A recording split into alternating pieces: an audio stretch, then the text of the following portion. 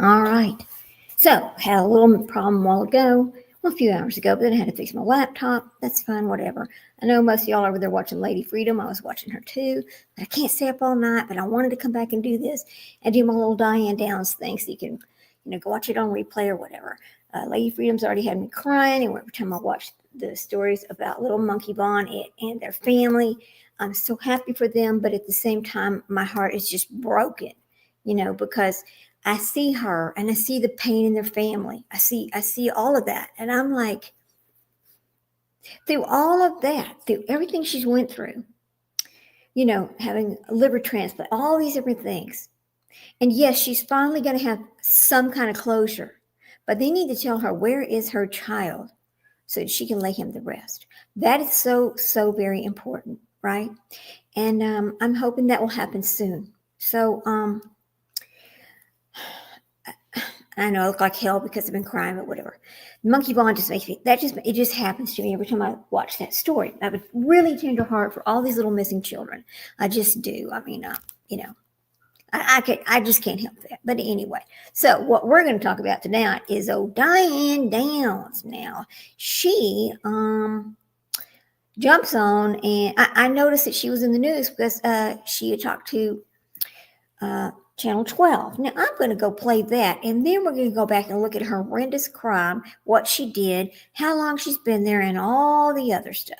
I know I don't come on late like this, but I was so upset when my stream got dropped because, my laptop decided to take a little poo or whatever. Anyway, it's fixed now, so let's just get on it. So, let's talk about it. Okay, so I'm going to play a little bit of the little news on Diane Downs. So let me go. I'm going to share my screen. One moment, please. I kind of queued it up already, so this will work very well. And there it is. Share. There we go. And we'll get this playing. Diane Downs, the woman convicted of murdering her daughter and trying to kill her two other kids, is back up for parole. She appeared before the Oregon Parole Board yesterday. Her case inspired books and movies over the years because of the nature of the crimes. She was convicted in 1984 of the death of her 7-year-old daughter near Springfield. Investigators say Downs shot the little girl, her two other children, and even put a bullet in her own forearm. Then she drove them all to the hospital and blamed it on a man who she says tried to carjack the family. In a hearing that lasted several hours, Downs maintained her innocence. Just horrible. I'm innocent of shooting. Look at her. But that I am guilty of putting my children in danger. That I have never reconciled, ever. Not through all the classes. I've never reconciled that. I can't, because there's no excuse for it. There's no changing it. There's no going back for it. There's no forgiveness for that. Her attorney says they will submit a DNA motion, which they hope will help uncover what they call new evidence that will present what they describe as the whole truth of the case. The parole board in the next few weeks will deliberate as to whether to release Downs after more than 4 decades in prison. We will follow this story both on air and on our streaming app and mobile app, and you can download them on all platforms. It was a crime that shocked the Pacific. Help on the side of the road.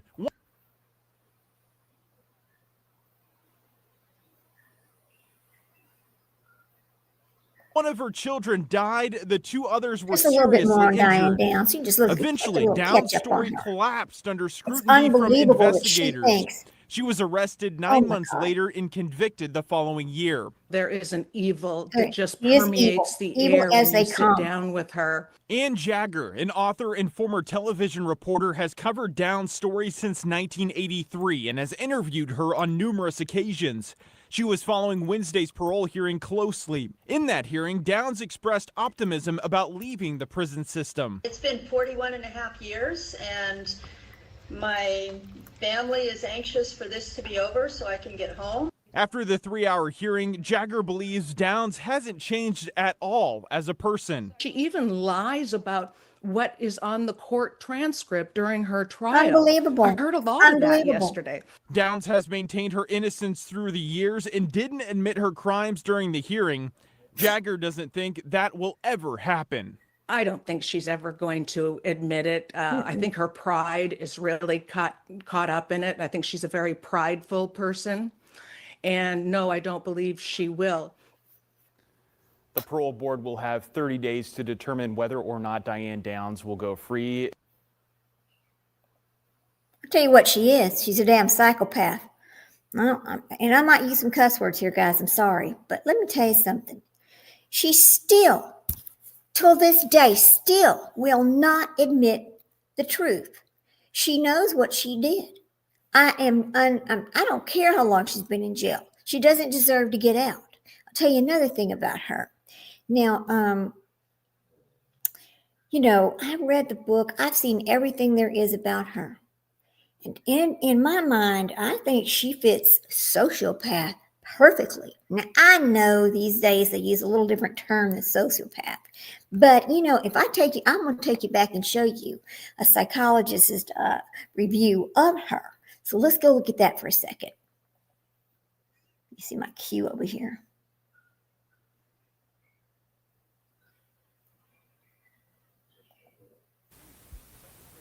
This is an Eyewitness News special.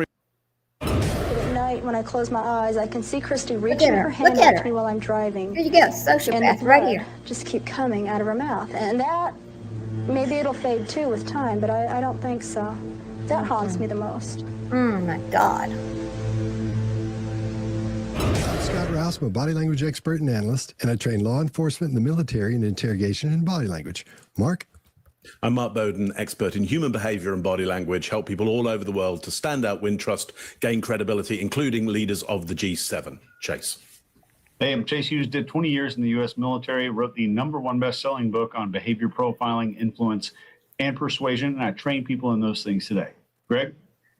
Greg Hartley, former Army interrogator, interrogation instructor, resistance to interrogation instructor, written 10 books on body language and behavior, and I spent most of my time on Wall Street and corporate America. Thank you to the behavior panel. Today we're going to talk about Diane Downs. Oh my God. And she's the person who was put in prison for shooting her children. Well, she's crazy. And denying it. Greg, why don't you tell us about the videos we're going to see? Yes, we're going to see 4 videos, I believe, and the first 2 are from immediately after this happened. She shot 3 of her children. 1 died, 1 was paralyzed, and 1 had a stroke. 2 survived and were later adopted by the prosecutor in this case. And we're going to see that initial video, a video a few weeks later. Then there's a video of her in prison years later, and finally her parole hearing in 2010. That's it. There are more than 4 videos. Those are just where these groups of videos come from. Yeah, the clips came from those 4 videos. Yep. Yeah. All right, here we go. We were just out, I guess, sightseeing, I guess you'd say. And the kids got tired. They fell asleep in the car. So I decided to just head on home. She was not out sightseeing. But I saw a road I hadn't been on before. We like to take back roads. And just went down that road. And there was a guy standing in the road. Premeditated, right here. Dragging me down. So I stopped. Everything was done in a matter of 5 or 10 seconds. He swung himself around and fired twice. One caught me in the arm. The other one. He swung himself. You mean your alternate self? The whole way. I could hear him softly just moaning. And Christy was dying. God, all the blood. Unbelievable. What she thinks of herself. Chase, what do you got? So let's talk about some of the words that she uses here. It's just going through her story. It's I guess, and, just, so, but, just, and so. And I'm not even going to talk about that. I know that Scott's got some great stuff to talk about how people speak about that, and we didn't even talk about this beforehand. But she's using interjections to explain the actions, which means she's explaining the behavior and the purpose of her behavior. Truthful people almost never do that. And it's interesting that when she's telling the created story, she says flagging me down, and she uses herself instead of the word we. When she's talking about we like to go on these back roads, she switches back because that's probably a truthful statement. Throughout the whole thing, there's no emotion on her face whatsoever. And there's a giant flag here. When somebody's discussing something emotional and they want you to feel it too, if the face is not participating in that story, that should be a huge red flag. Agreed. So I want you to just close your eyes when this video plays again in just a second. And I think you'll agree that it sounds like a really bad narrator trying to audition to read an audiobook. And that's what I heard this morning. I like to listen to them first and then watch them on mute and then kind of bring them together. But that's all I got for this one. Scott, what do you think? All right. This is one of my favorite subjects, psychopaths. So what I'm going to do today, instead of going through and knocking out the specific body language in every move, I'm going to tell you about, everybody remember Jeff Foxworthy, the guys, you might be a redneck if that thing. I'm going to sort of go down a list. So if you have some of these, you may be a psychopath. He's always funny. I like Scott. So, for example, she's showing what's called shallow affect with her emotions. They're reduced emotional responses, where what she's talking about should have a lot of emotion come with it. A lot of everything from fear to terror to sadness. All these things should be happening, but we don't see any of that at all. And it sounds like she's talking like a robot. She sounds like she got a moon accent. I am from the moon. I did this. It just sounds odd. She doesn't show any emotions whatsoever. And the hint of emotions that we see are faked, or as she says later on, feigned, when she's talking about something else. So number one is not number one, but in the list so far we've got shallow affect. Then we have callous and a lack of empathy, in other words. So she has no feelings. You can feel sympathy for someone, say, oh, I feel bad about that, but you can't, as a psychopath, can't put yourself in that person's place and say, oh, that hurts the finger because of this. I know how that feels. They can't do that and say that's horrible because it feels this way. They can just say, well, they can't do that. Their brain doesn't work that way. I've got a long list. Then we have lack of remorse or guilt. Don't see that either. She doesn't show any remorse for doing that, shows no guilt for doing that, feeling horrible about it. And she has what's called a grandiose sense of self, which is everything is great. She's the best person in the world. She's brilliant. She's pretty. She's good at everything she does. And we're going to see that thread run throughout all these videos as we go through here. Now, out of the 20 items that are on the what's called the hair psychopathy checklist, and Robert Hare's, Dr. Robert Hare's the guy who came up with this checklist. So if you go down the checklist, and he wrote this book, Without Conscience. And so if you go down this checklist, you ask. There's a way to do it where you're talking with someone who you suspect of being a psychopath, and you ask them questions that deal with these specific items on this list. And you have to ask them a certain way to get them to answer truthfully. You can't say, one of them is being glib, and Greg and I always joke about asking somebody that because we always go, are you glib? You can't say it like that. You have to ask questions so you can see how they answer them. And we're going to show you all these in here as we go through. So, okay. For fair use, we always have to stop and talk about something for a minute. But, it's kind of interesting because I'll tell you, the book that we read on our channel was Memoirs of a Sociopath. And she talked about this list, about this checklist herself about sociopaths and psychopaths and that kind of thing. And it was kind of interesting because this particular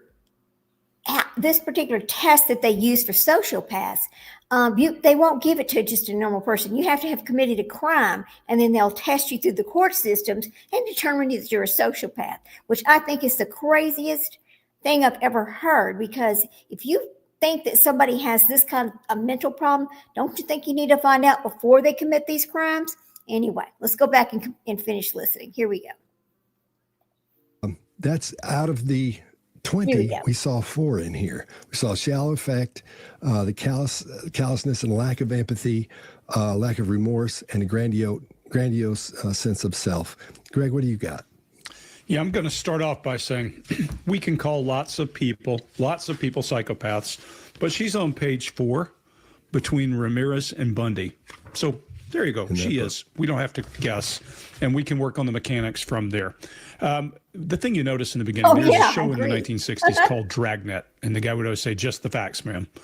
That's all you're hearing, just the facts. They're not real facts, but they're just the facts. She's telling a story with all the passion of telling you about ironing her socks. There's just nothing to it. She walks through it. It's mechanical. If you listen to pitch, tone, and cadence, if I was telling you about a child, one of my children being harmed, my pitch would be rising because my voice is rising because I would feel that pain, typically. The tone may be more driving and telling you something. She's flat. shallow affect. There's no affect here. And her cadence is monotonous. It's just bum, bum, bum, bum, bum, bum. She's doing that romancer thing. She's staring you right in the eyes the whole time she's telling you, because she's looking to see what's going on and to make sure that you are paying attention. There's a one shoulder up when she says, we, I guess. And when she raised that shoulder at I guess, and then she goes, I guess you would say, that's a pause for her to think. And then she does this, God, all the blood. There is no emphasis on that. She talks about a bushy-haired man. And then finally, the last two things, her brow raises at I stopped, and her brow raises at, and one bullet went this way and one bullet went the other way. The only times I see any kind of request for approval or any kind of connection, I think she just doesn't know what's normal human behavior. That's what I see here. Mark, what do you got? Yeah, so never seen her before. Fresh to it, only heard afterwards what she was up to. So I come fresh to this, and I hear immediately a story that if it were my story, I would expect to have feelings of fear or anger or confusion or surprise. There's enough in there for me to say if I was part of that narrative, I might have some fear, there may be some anger, there may be some confusion, there may be some surprise. I don't see any of those emotions on her. I don't see any of them stated. She doesn't verbally state them. But there's enough in there that I would expect many human beings, including myself, to experience some of that. So that's kind of interesting. Just as been said, not only is it read like a poor narrator, I think the reason we go, that's like really poor narration, is it's written like a melodramatic novel. And so we tend to go, well, that's a really bad reading of what could be super melodramatic and quite emotional. So again, we go, where's the emotion in the voice? Where's the emotion that fits with all the blood, all the pain? That's a great piece of writing. All the blood, all the pain. We would expect a huge amount of emotion to be wrapped around that. We don't see it. So of course, I instantly go, well, this looks like it's somewhere on an antisocial behavioral disorder spectrum. However, what I have to do is go, well, I'm not in the room with this person right now. They're not threatening me in any way. I don't know the whole story, so I'm going to suspend my judgment about this. Now, you and I, we all know now what she's done. But what I want you to pay attention to is just because you hear and see these things in actual life out there doesn't mean you've got somebody with an antisocial behavioral disorder. Okay? It's just, the two things don't fit. We're pretty lucky here because it's like, okay, guns, I mean, all the other things of an antisocial behavioral disorder come out. Yeah? Risky stuff. Okay, so it all converges in the right way, but you have to be careful for yourself that if you come across somebody who talks in this way, who affects or doesn't affect in this way, so long as you can look around you and go, yeah, I see where the exits are. There's other people around me. I've got plenty of resource around me. I'll be like, let's talk some more. Let's suspend judgment, lean in, talk some more, see what actually might be happening here. Okay. For fair use, we got to stop there for a minute. But here's the thing about this. Now, I mean, he says he doesn't know anything about her. And that's, I guess that would be true because he's over in England and this was a long time ago. But after he sees some more of this, he's going to give some more commentary about this. But now I have found what looks to be a parole hearing that I really want to show. So let me go find this parole hearing and then we'll come back to these guys because it's pretty interesting. Here we go. Just kind of go back to StreamYard over here. And let me go over here to this one. So, Whoops, sorry. Okay. Let me find her actual parole hearing from this week. Okay. Absolutely. First sniff of this. All right. Okay, here we go. And we'll talk for a minute while we do that. But I wish it would stop that. Is going on. There. That's what I Oh my goodness. Here we go. Let me go back over here and find this. Okay. Oh my goodness. Okay, so I want to find her actual parole hearing because it has been shown, and I hope it's on YouTube. We'll see. Let's see. And this was just 2 days ago, and they have 30 days to decide if they're going to release her or not. And I know that she thinks that they're going to let her go, but I don't think they are, and they better not, because she is no better. Hang on a second, guys. Let me see if I can find this. She is no better than the guys over there in. Oh, here we go. She's talking about her parole hearing with the. Here we go. That's 12. Oh, watch this one. Is this her? Let me see.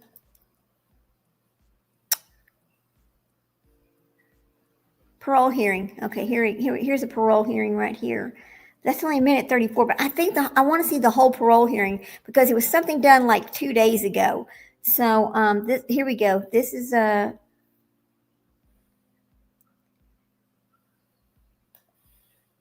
see about this. Watch this for a second. I think this is it, but I'm not sure. First, live. Oh gosh, come on. This is Fox 12 now. Who had a parole hearing today. Now, if you're unfamiliar with Diane Downs, she is a notorious person in the Northwest in the 80s. I believe it was 1983. She was found, she attempted to murder, well, she did murder her daughter and attempted to murder 2 of her other children. That was on May 19th of 1983. She was convicted in 84. She escaped after that for a while in 1987, briefly escaped, and she has been, she was sentenced to life in prison with the possibility of parole after 25 years. She escaped, she got pregnant. But now today was another parole hearing. So what we're going to be doing is actually playing some of her testimony at this parole hearing. I'm just going to give you a little bit of context here. We'll run this while we're talking here so you can get a look at who we're talking about. That is Diane Downs from back then. This was her in prison. This was, I believe, a KPTV interview from back then while she was cooking in prison. She's been there since her conviction, since her capture, and today she had her chance at parole again. So we're going to run this. You're going to be seeing a video of her speaking now in the modern, today, and we're just going to run this right now. And here you go. I am a literal person. I am a literal person. I take everything literally. When you say, what happened on May 19th? What happened on May 19th was we were shot. Literally, that was it. That was. Do you hear this shit? And when people say, did you hurt your children? Literally, no, I didn't. And during this life scripting class, I realized that I did. That 8 years ago was an epiphany for me, and it's like the floodgates have opened. I did. If my children had not been with me on that road, nothing would have happened to them. Listen to her. I didn't want somebody to shoot my children. I did not have a gun. I did not shoot my children. But if my children had not been with me that night, they would not be dead and injured. I am the reason for that.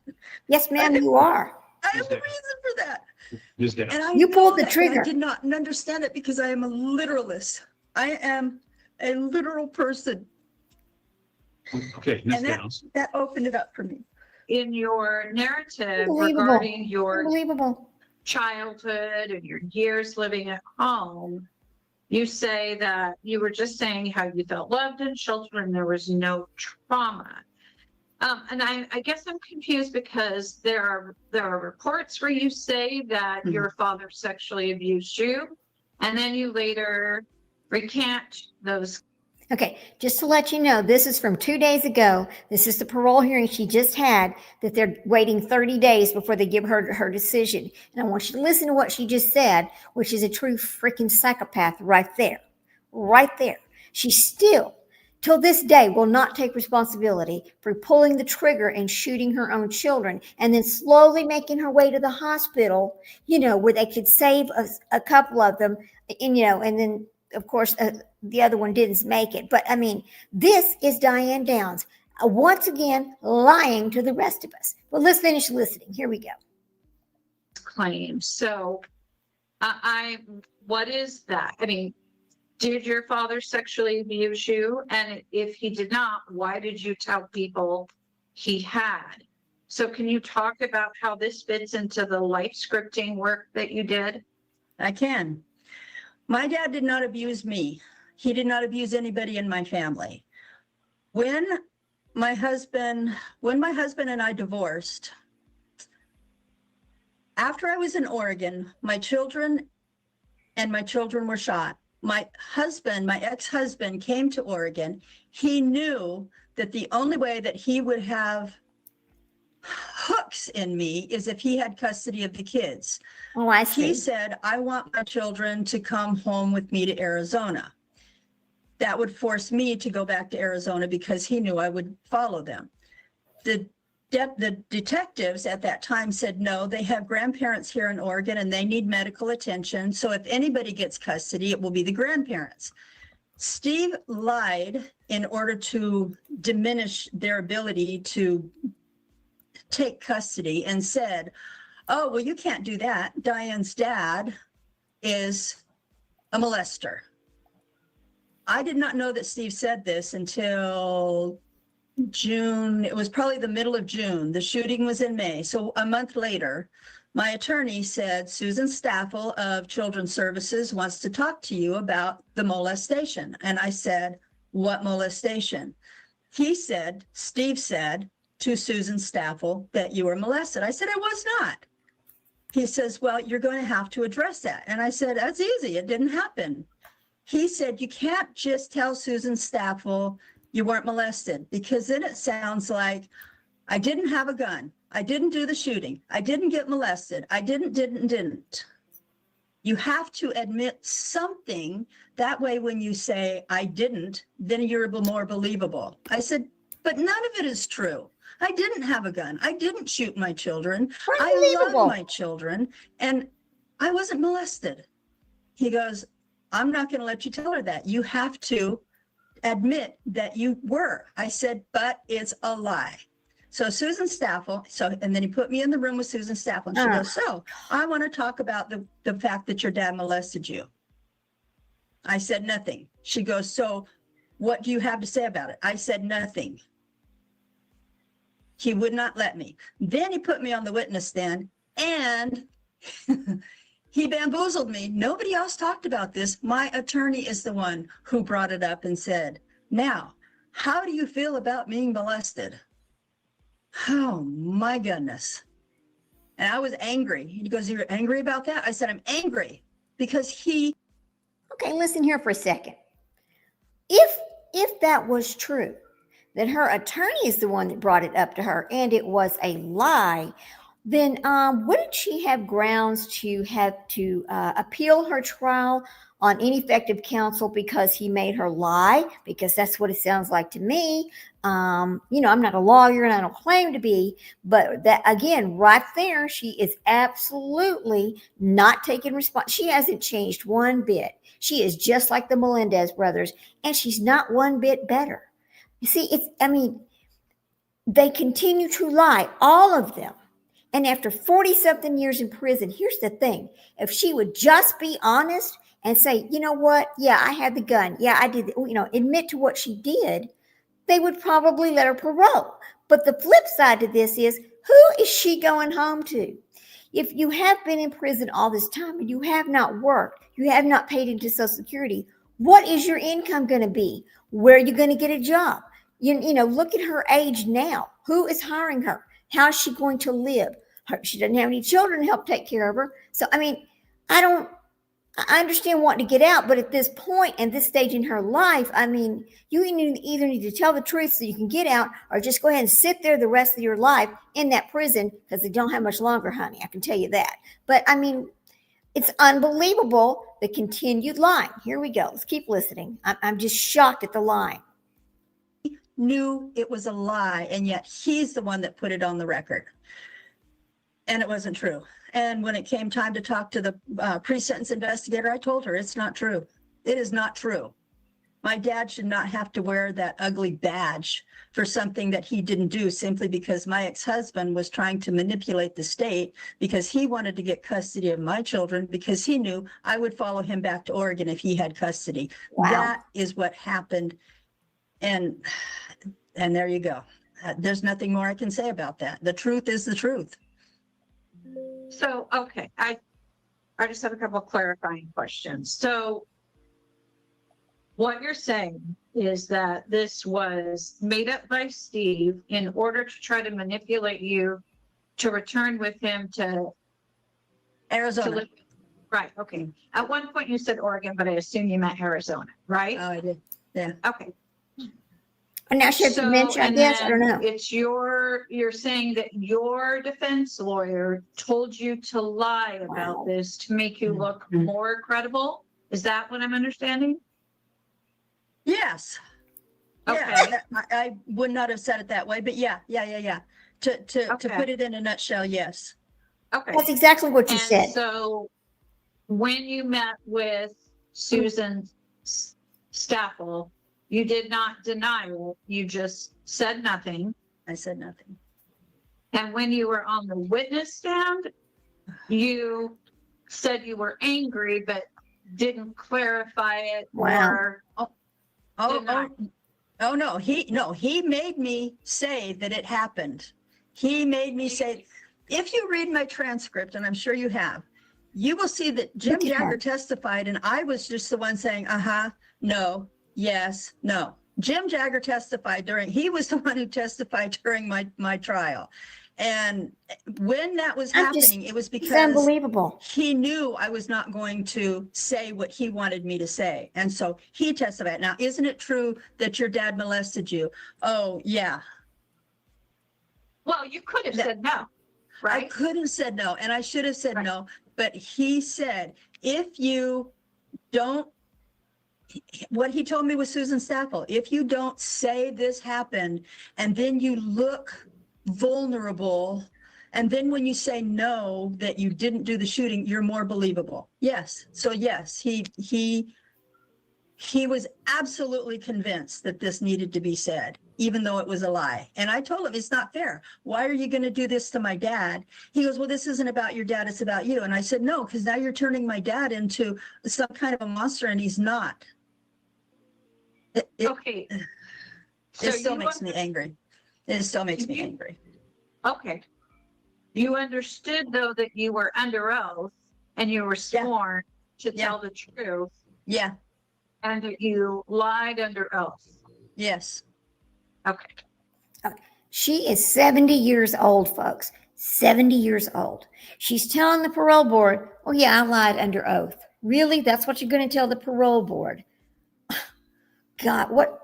You don't lie to the parole board. I mean, if you want to get out on parole, you don't lie to the parole board. And I think this is her third or fourth time to come before the parole board. Let's keep going here. Shocking, isn't it? Shocking. For the record, you're saying your attorney suborned perjury by asking you to introduce information that he knew was false. Is that correct? Wow. I never thought of it that way because, yeah, that's exactly what he did. Let me write that down. I'll be right back. Okay, so he could lose his bar license for doing that, but that's what you're saying he did during your trial, correct? He has already resigned. And so as far as I know, he doesn't even have a license anymore. I mean, when you resign, I think you have to re-up it. I don't know. I'm not out there. All I can tell you is I did not shoot my children. My attorney should have represented me to the best of his ability. Wow. And I don't know that he did or that he didn't. I don't know what his abilities were. But I can tell you I did not shoot my children. We have DNA evidence that was found at the scene that my attorney is going to be introducing. And so what would you, if you had a counselor that believed you wholeheartedly, what would you work on with them then? Like, what are the things that you have identified in yourself that you need to work on with this counselor? Wow. I don't even know, because most of it, I've talked with Dr. Rossi and Dr. Shoji. So they actually, whether or not they believed in me, they gave the appearance of believing in me. And so that was healing. But even then, I didn't delve deep into, I think what it would be is my own, I can tell you one thing. The thing that makes me cry, the only thing about all of this that makes me cry, gut hard cry, is knowing that it was my fault. That's what I would want to deal with. Yes, ma'am, it's your fault. Okay. Stop saying, if they wouldn't have been in the car with me, you went on that back road for a reason. You did all this for a reason. I'm going to tell you what that reason was. If you were not around or are not sure about this case, let me tell you exactly what she did this for. A man. She was dating a man who said he did not want children. He did not want to be in a relationship with somebody who had children. So what does she do to get rid of these children? Instead of giving them to the father, she pulls this. Now, this has been debated many times, okay? And you're going to tell me through all this time that all of a sudden there is some kind of new DNA evidence that where did they get it from? Well, I mean, no, this is a load of crap that we're hearing over here, and it's unbelievable that she's just sitting over here saying this. And so, I'm just going to go back and just talk about this for a second. Now, this all stemmed from a man, okay, period. He didn't, so on May 19th of 1983, she entered an emergency room in Springfield, Oregon, and she had an 8-year-old, a 7-year-old, and a 3-year-old, right? And they were in the back seat, just covered with blood. When the one woke, he told them his mother did this to them. The child told them she did it. And so he demanded, she's saying there was some man. Of course, they always do that, don't they? They always try to blame somebody else. There was no other man out there. In fact, there was another car on the road who saw her just creeping along to get to the hospital, going really slow. She was asked about this. So Downs explains the story of a man who flagged her down off the side of a dirt road while her 3 children were sleeping in the back seat. He demanded her car. She refused, and he shot her children. After getting away, she fled to the emergency room, and during the struggle with the shaggy-haired man, she also obtained a shot to her left arm, but it was not life-threatening. No, she shot herself in the arm, okay? I don't know how you could do that to yourself, but I don't know how any of these people can do anything they do. I mean, with her children still in the hospital, she began giving media interviews, smiling, laughing, It reminded me of that other woman here in Texas who had her children, supposedly somebody broke in the house, and that story. Anyway, so they were saying, well, it just didn't add up. I mean, it was just full of extraneous details that lessened the legitimacy of her story. She was taking the children sightseeing in the dark. No, ma'am, you were not taking your children sightseeing in the dark. You took your children out there because you premeditated this murder. You were going to take all 3 of their lives, but oops, they survived. You didn't do a very good job, did you? Then, let's go on down. They were able to locate her secret journals that explained an affair she was having with a married man. The man she was involved with did not want children, which made her view them as a burden, okay? Although a stroke impaired Christie's ability to speak, which is the daughter who lived, she was able to start telling the police what she remembered about that night. Her story did not involve seeing a shaggy-haired man. This led police to arrest Downs in February of 1984, with her trial beginning in May. However, Downs had a plan to gain sympathy from the jury. She seduced a man along her postal route and was pregnant during the trial. Okay. After all this evidence was introduced against Downs, a star witness was placed on the stand. Following months of physical and mental therapy, Christy Downs was able to take the stand and tell the jury who shot her. Come on, Diane, tell the damn truth. Stop this bullshit. Stop lying. What's wrong with you? Oh, we know what's wrong with you. You're a psychopath, right? So her own daughter is telling them after months and months exactly who shot her and what happened. Okay. So then Downs was found guilty and sentenced to life plus 50 years. She's been there 41 years. Okay. 41 years. She was able to give birth between the verdict and the sentencing. Isn't that amazing? She's big, fat, pregnant. She's on trial. And so she's sentenced. She's still pregnant. I mean, they got the verdict, and then she has this baby. Oh my God, what a mess. The baby's name was Amy Elizabeth, and she was adopted by another family and renamed as Becky Babcock. Now, here's another fear. I would be scared to death that this woman would get out of prison and go find Becky and the other children that were adopted by the prosecutor in her case, okay, and contact them. That would be horrible. Can you imagine? Only 3 years into her sentence, Downs managed to escape from prison into Oregon, where she was being held. 2 weeks later, she was discovered just blocks from the prison in the home of another inmate's husband. She remains in prison today in California at a high security facility. In 2008 and 2010, she was denied parole and must have waited a decade before applying again. So in 2008, she applied, in 2010, and then they told her she had to wait 10 more years, right? So she finally comes up for parole again, okay? Well, that was just now. And imagine that, and she's escaped. Now, let me ask you something. She got life plus 50 years. What does that mean? What does that mean?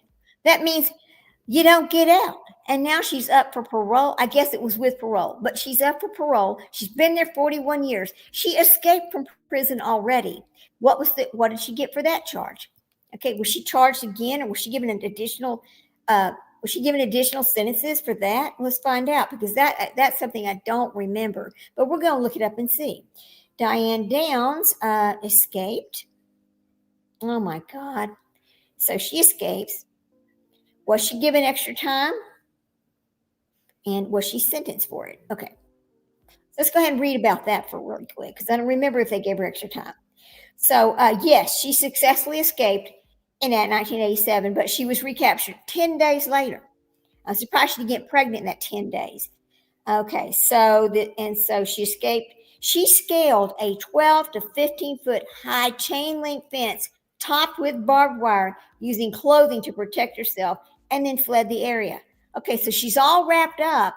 She climbs a wall that is, there's that barbed wire everywhere, jumps down and just keeps on running. She was captured. She was found hiding at Wayne Cipher's home, only a few blocks from the prison. Cipher was the husband of another inmate. For the escape, Downs received an additional 5-year sentence. Cipher pled guilty to hindering prosecution and received a 5 years probation. Downs was transferred to a higher security facility in California, where she remains now. Now, she is serving that life sentence plus 50 years plus the 5 years, right? So, let me see here. It's been 41 years. That's not 50 years, and that's not life. Why is she even up for parole? I understand she's 70 years old, but here we go. Let's keep listening. It's unbelievable. She cannot even tell the truth. I need to have somebody that I could talk to that would listen to me and would accept the fact, number one, that I'm innocent of shooting, but that I am guilty of putting my children in danger. That I have never reconciled, ever. Not through all the classes. I've never reconciled that. I can't, because there's no excuse for it. There's no changing it. There's no going back for it. There's no forgiveness for that. So I don't want to forgive myself, but I don't know. That's the only thing that sticks. That's the only thing that sticks. That if I was to ever have a counselor, and like I said, Dr. McNeil has graciously offered to counsel me when I get out. That would be my thing, is coming to terms when I'm alone in my shower, because that's the only place you're alone in here. That is the only thing that I really, really struggle with. Everything else I have come to grips with, but not that, because it can never be changed. No, it can't. No matter how much we talk, no matter how many questions I'm asked, no matter how many times I sit before the board, that night is never going to change. And so therefore, in my soul, it never goes away. It never gets reconciled. I don't even know that it can. Even if I had a psych, I'm not even sure that it could be, because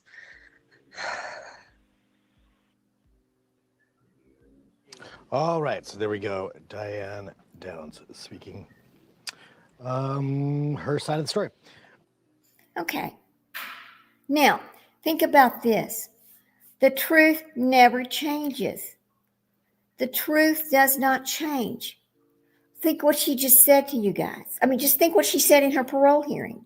That's right. It won't change. It can't change. The truth never changes. And she did what she did. Period. There is no new DNA. That's just bull crap. She will never be found innocent.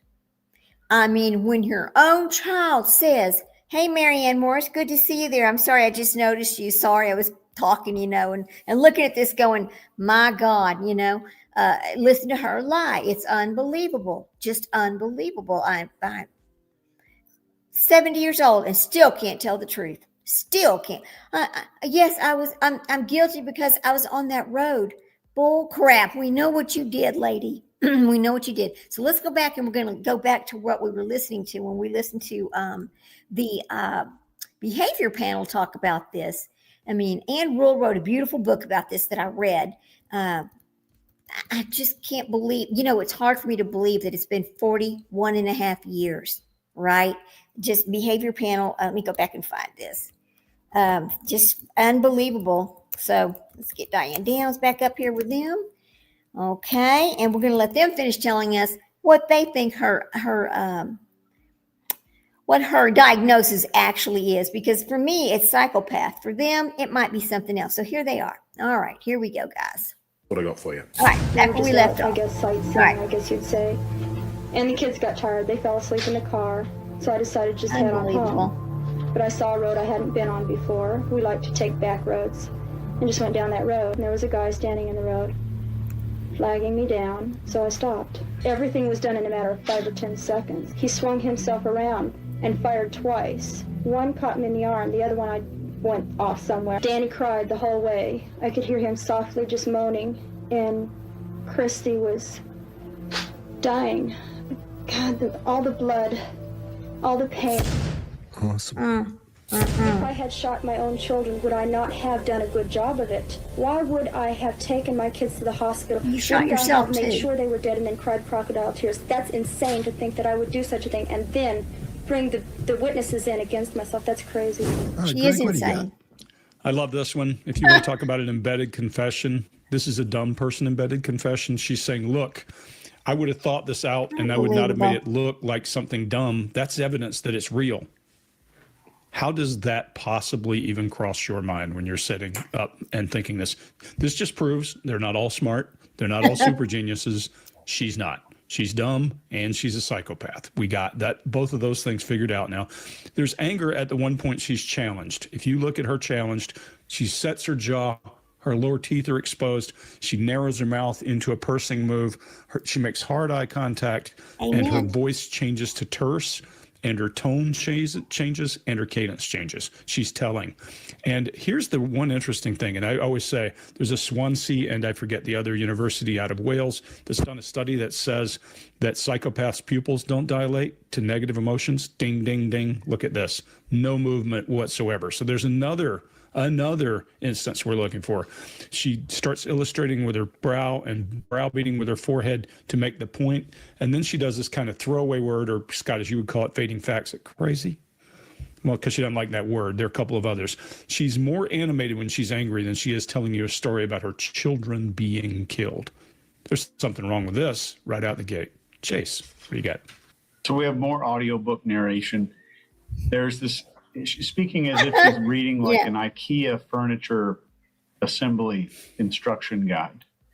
And I think it's important here to note that she's mentioning insane and crazy in the same little sentence, God dang. which could be a hint at her subconscious thinking about what a defense strategy might be or what a future defense might be for her.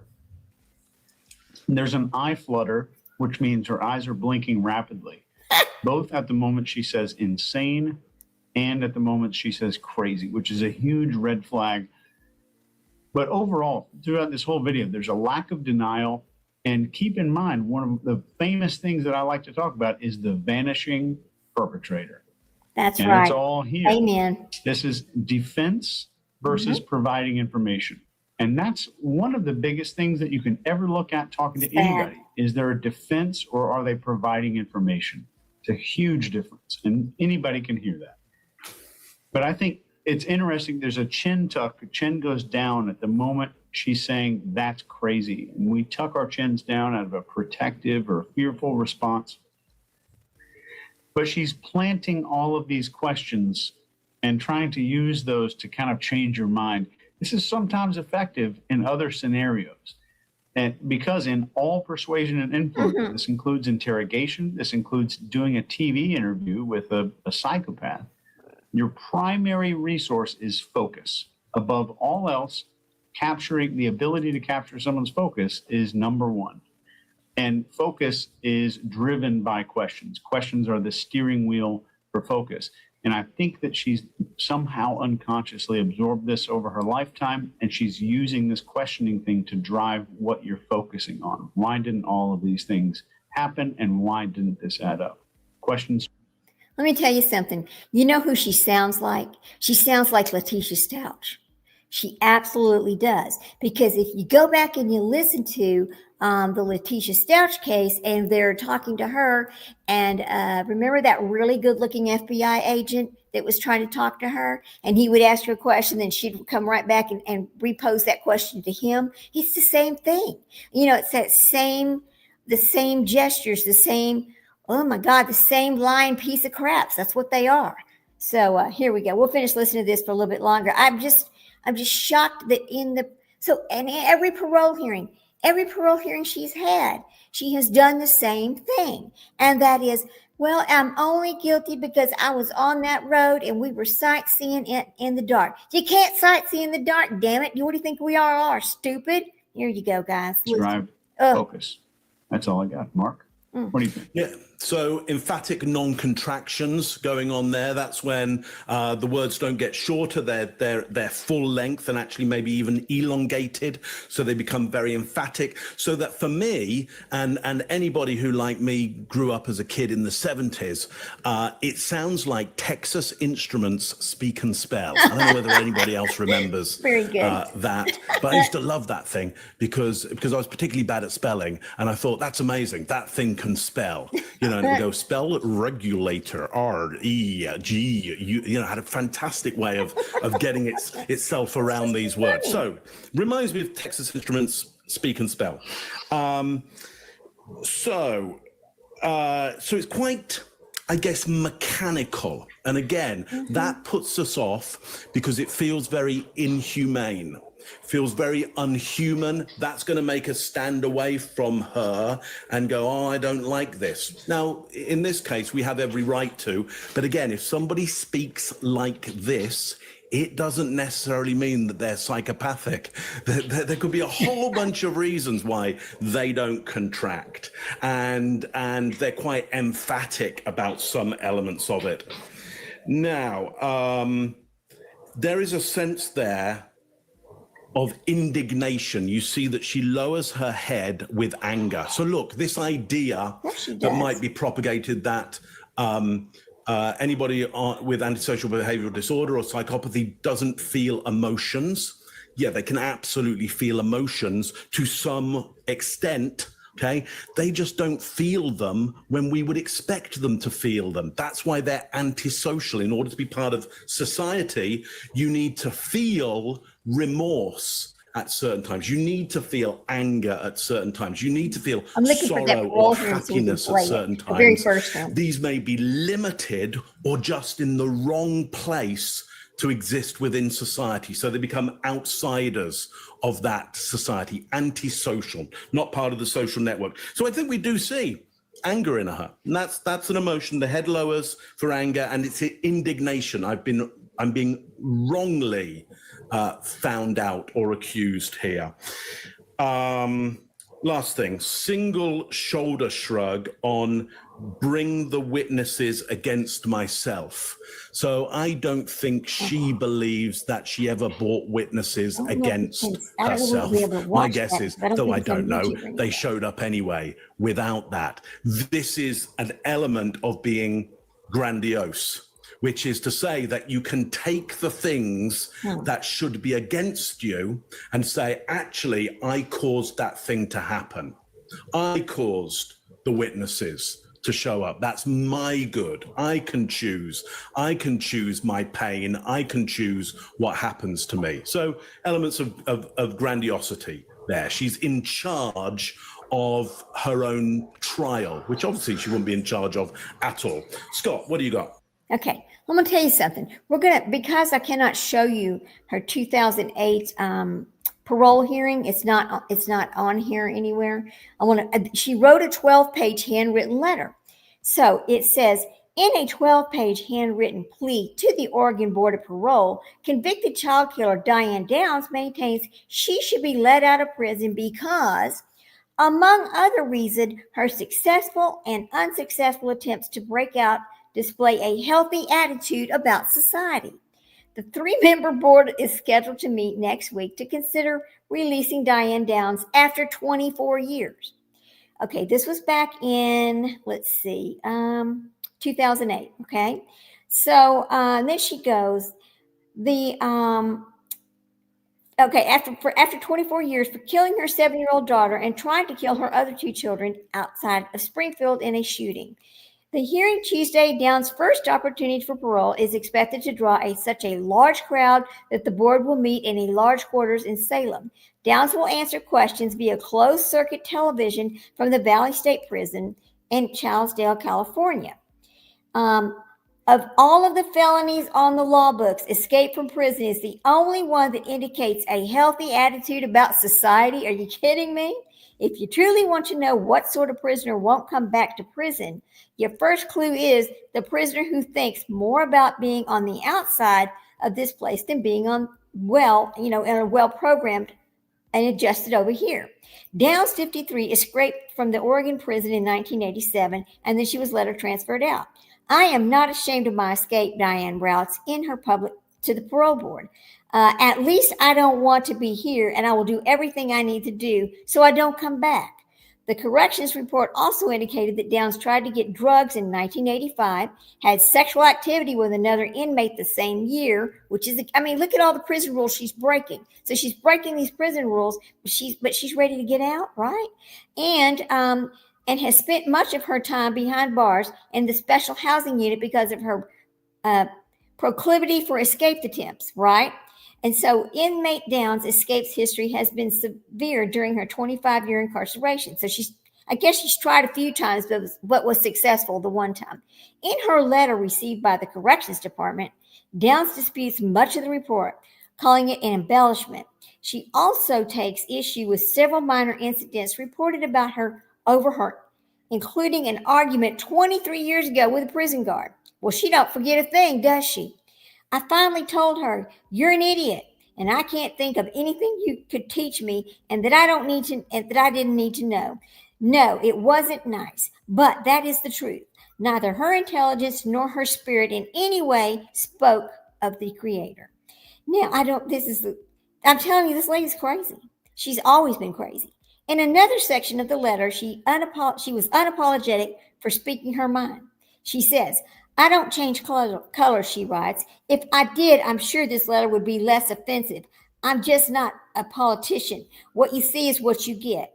Downs has never admitted to her crimes, and she's still not admitting them. Remember what she said in her parole hearing 2 days ago.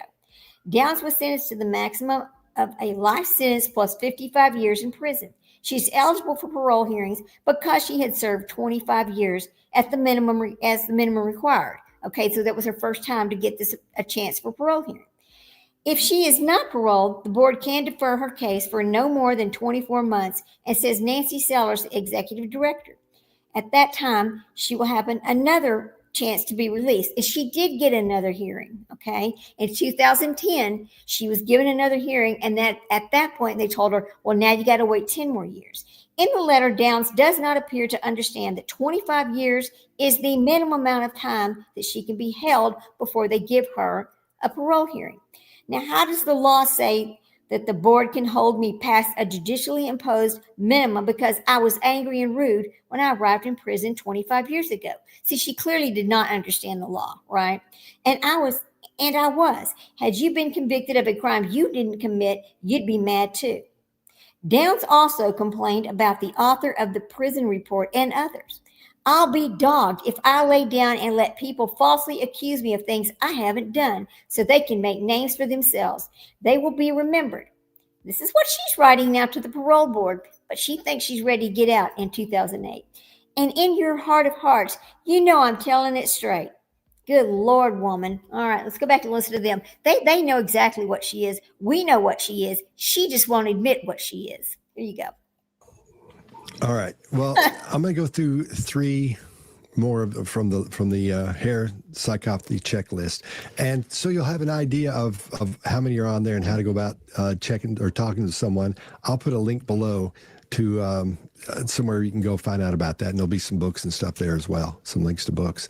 Now, first thing we see again is that shallow affect. There's no emotion there, no emotion at all. Not only because she can't do it, she doesn't know how to do it. And we're going to see later on where she's got confusion between emotions. She's showing one emotion when she should be showing another one. So that's number 1, is the shallow affect. The second we see again is the grandiose sense of self, where she says, wouldn't I have done this right? Wouldn't I have done it the right way? She's assuming we think she's brilliant, and because obviously she thinks she's pretty smart because she knows she would have done it the right way. Well, obviously she wouldn't, because she didn't, so she didn't think that out. And wow. Robert Hare says a psychopath is a cunning, usually intelligent interspecies predator, and in this case we're seeing that, but she's not intelligent. This isn't a very smart person at all, and we're going to see that get worse as this goes along. Another one is the pathological lying that we're seeing. And she just keeps going and going and going. And she adds things on, as you'll see as we go along, to this story as well. There's things she didn't tell in the first part of the story, or when she first got in trouble, that she tells later on when she's in prison and trying to get paroled and telling what the story was. Things like that. So she's adding these things to that. In the first video, we saw her, we heard her say "I" 6 times. This goes back to that, it's all about her. Everything is about her. It's I, me, nothing about her children. And when her children are mentioned, very small, nothing emotional toward that. And in this case, we're hearing her say I 5 times. The one from 2010. That's a lot about her. That's all about her. And when you hear someone talking like that you run into at a bar, and you feel like you've just met this person who is a kindred spirit with you, and you say, oh, this is wonderful, and you get along with them great, and they say, you know what, man, you're awesome. I think you're great. I like what you do. I like you, and I think you're fantastic. And it goes on and keep building you up, and you feel great about that. Well, after you leave there, you'll have this weird feeling like, why don't I feel completely awesome about that? There's something not right here.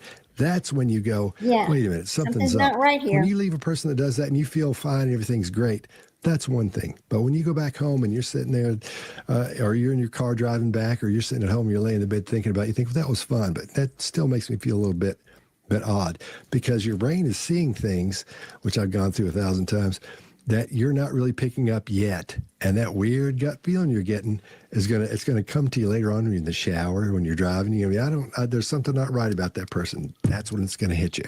So listen to that little feeling. To be safe. If you meet somebody and it seems perfect, but it seems too perfect, it probably is. So be careful with that. Not all people are like that. Not all people are going to be nice to you and say these wonderful things. A lot of them may mean it. But when you leave there and you have that odd feeling, something's just not right, remember, something's just not right. So that's 3 more from the list. They're all but the pathological lying are from what we covered before. So we're getting a pretty good read on her so far from a psychological perspective from the Hare psychopathy checklist. All right, you good? Hey, Mark, one add to what you said. Hare said that they are capable of sudden burst, shallow and dramatic of emotion, but they are not long lasting and there's no depth. So, yep. Yeah.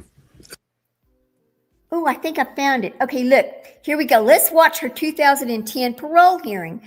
All right, and this is going to be part 1, and full credit's going to go to True Crime Pink Print. Here we go, guys.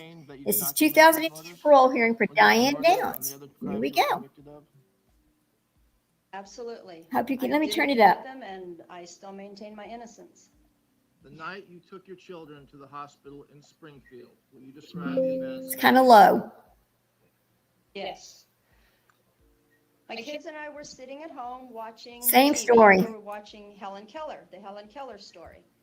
I received a phone call from someone who said that he wanted me to come pick up some photographs for my boyfriend, not of my boyfriend, but for my boyfriend, Rick. Rick is a guy that I'd been dating for about 6 weeks, and he claimed to be an FBI agent. Whether or not he was, I don't know.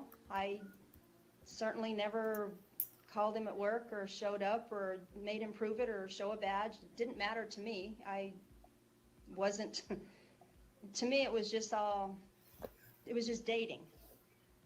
But I received a phone call about 9:15 from someone who said I needed to come pick some photographs up for Rick.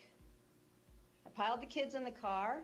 We went out to go meet this person to pick up the photographs. I stopped by Heather.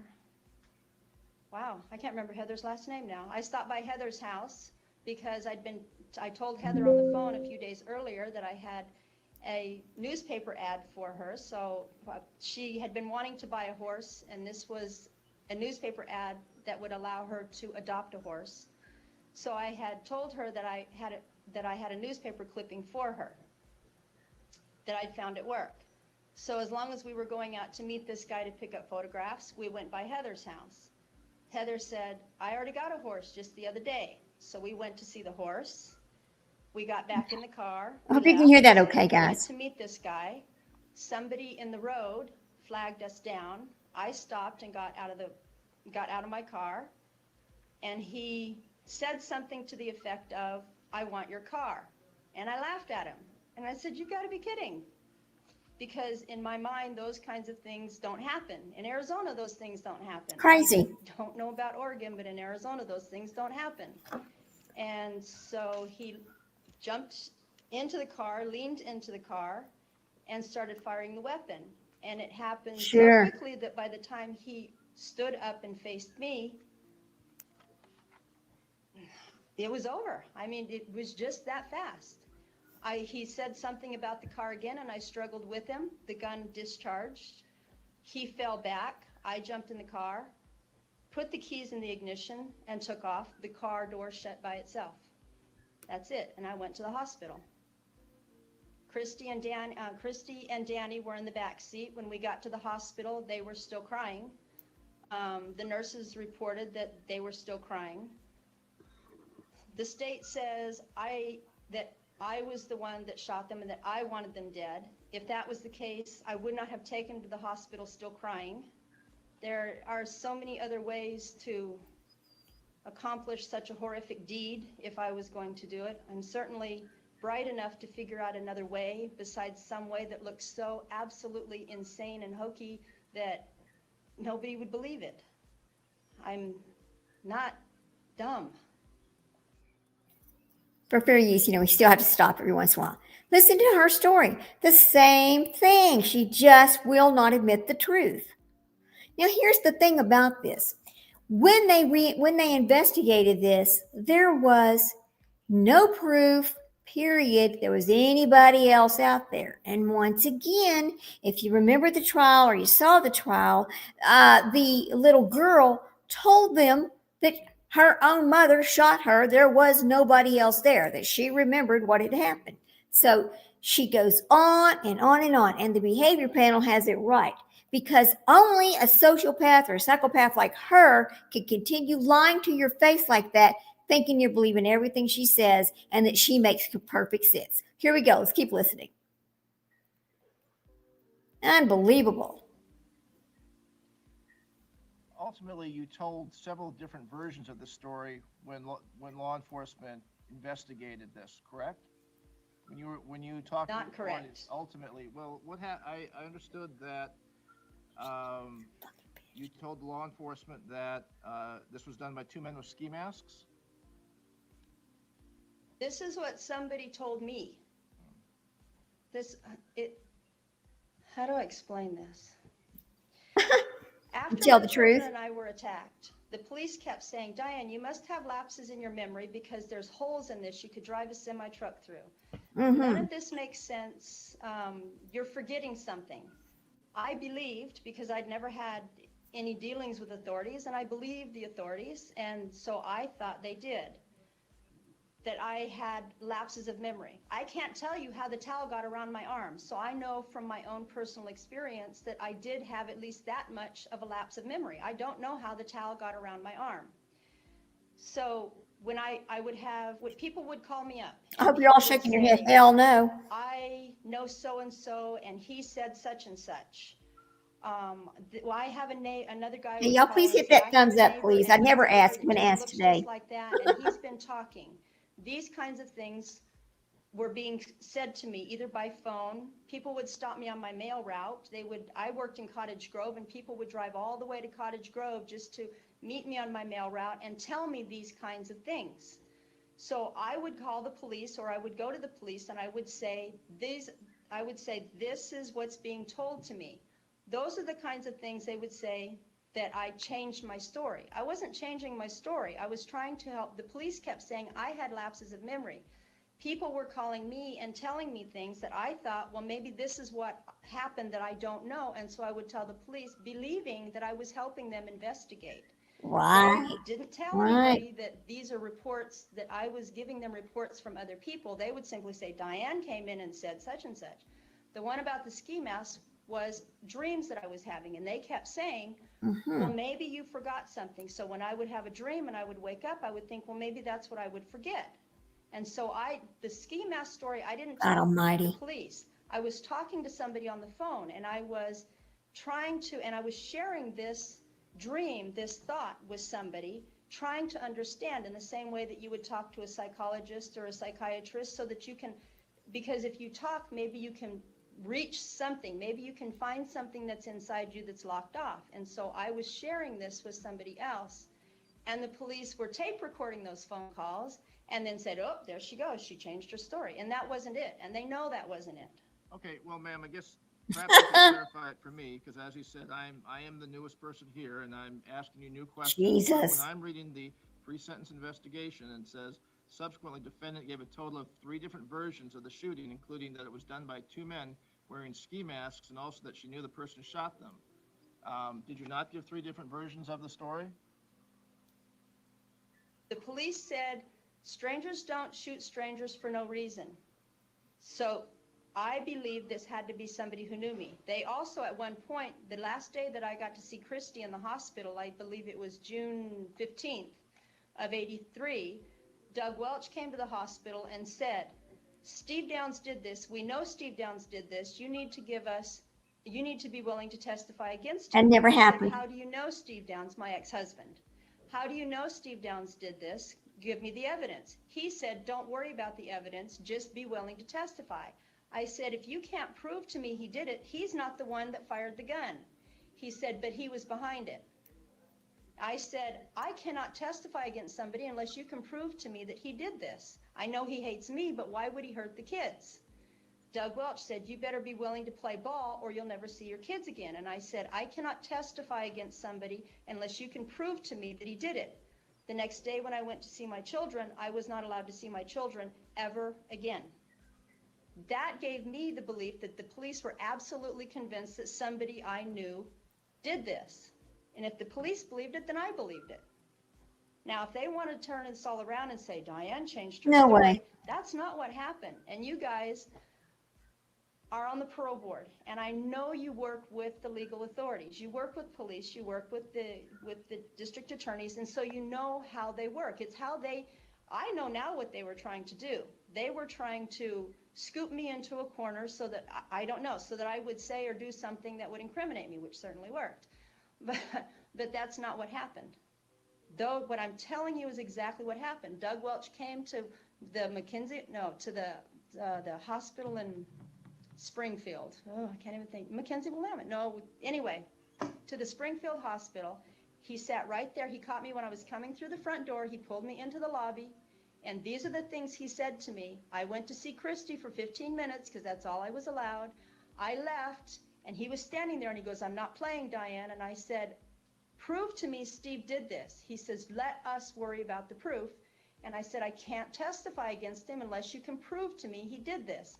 And I left. The next day, I did not see my children ever again until... I can guarantee you that was never said. Period. I know they knew where her husband was. See, and again, her daughter had already told them who shot her. So, why does she think this parole board is going to listen to her tell that lie and also tell the other lie and also tell the other lie? Just it's lie after lie after lie. Lie after lie after lie. And we've already seen the latest parole hearing, and still, she continues with lie after lie after lie after 41 and a half years. You'd think by then you could tell yourself the truth, right?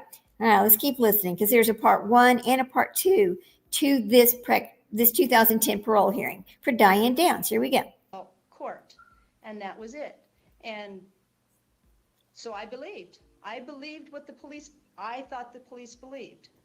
Now maybe they did believe that. Maybe to this day they still believe it, because Fred Hugie was another time he told my attorney Jim Jagger said, Fred, you know Diane is innocent. He said, I know that and you know that, but she's covering for somebody, and as long as she's going to cover for somebody, she's going to do that person's time. Jim Jagger said, go ahead.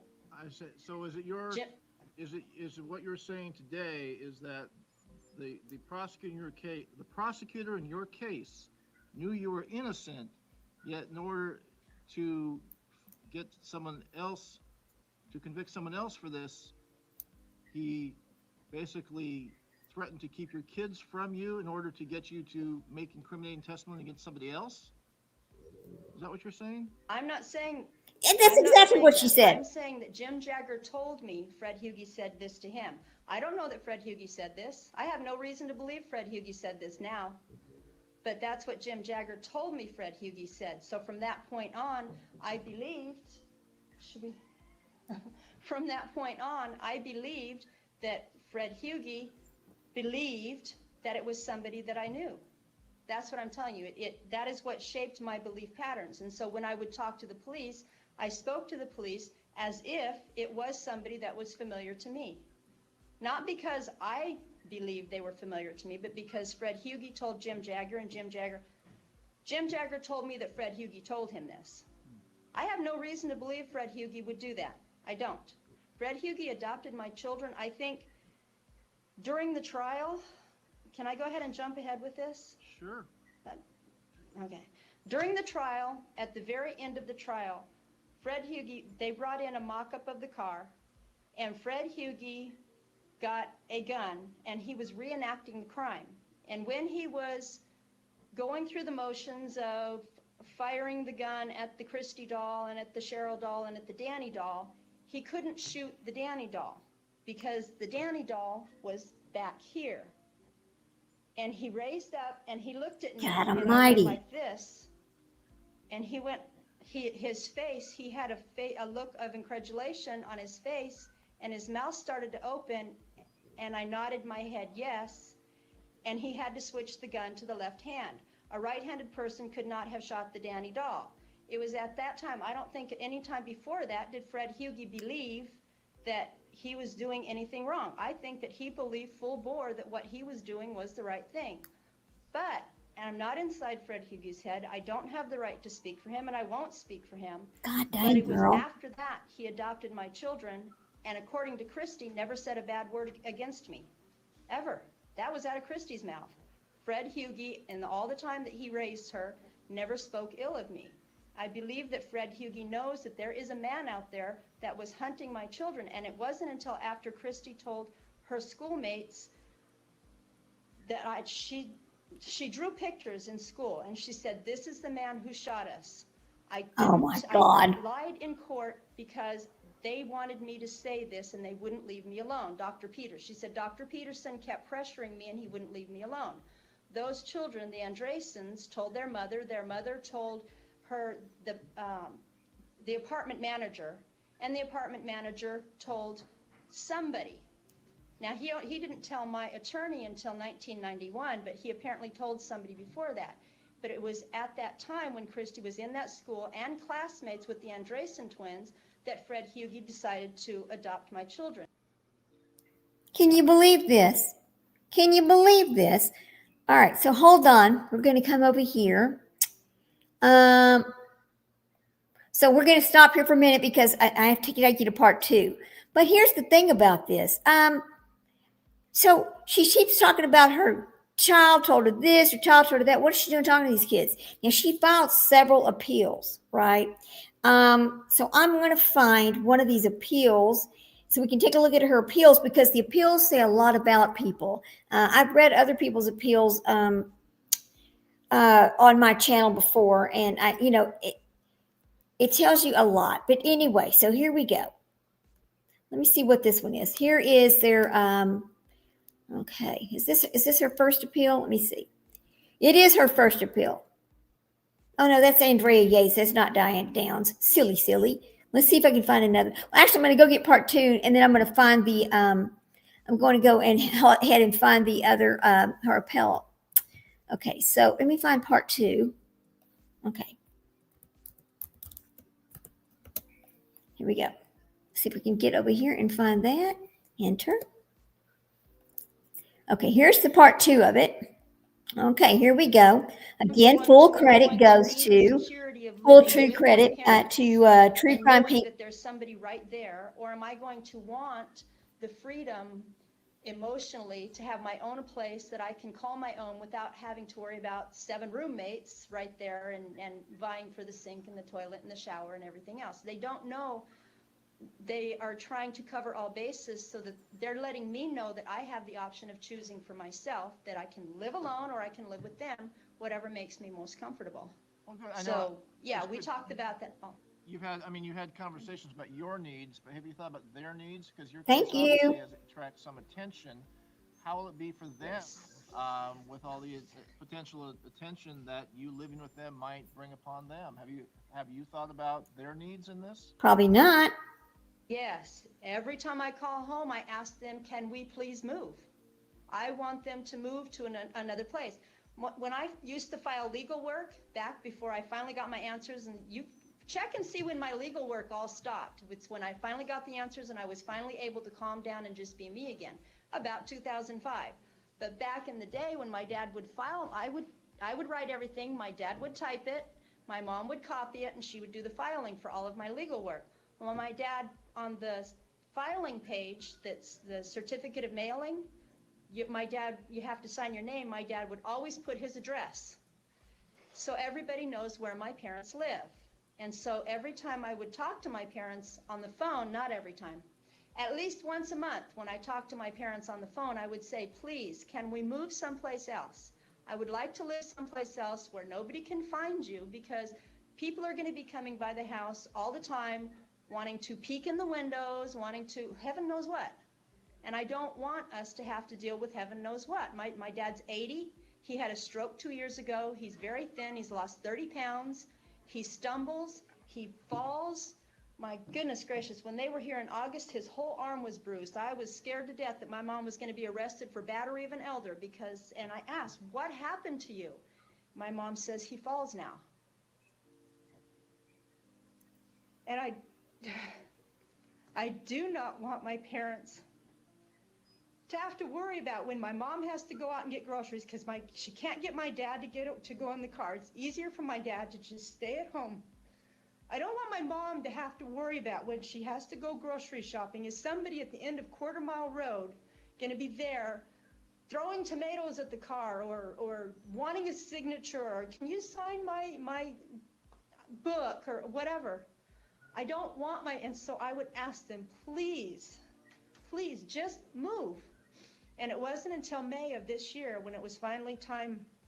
They know by ORS 144.228 that my parole date was May 9th. And so in April, my mom said, I've decided we're going to move and not tell the kids where we're going.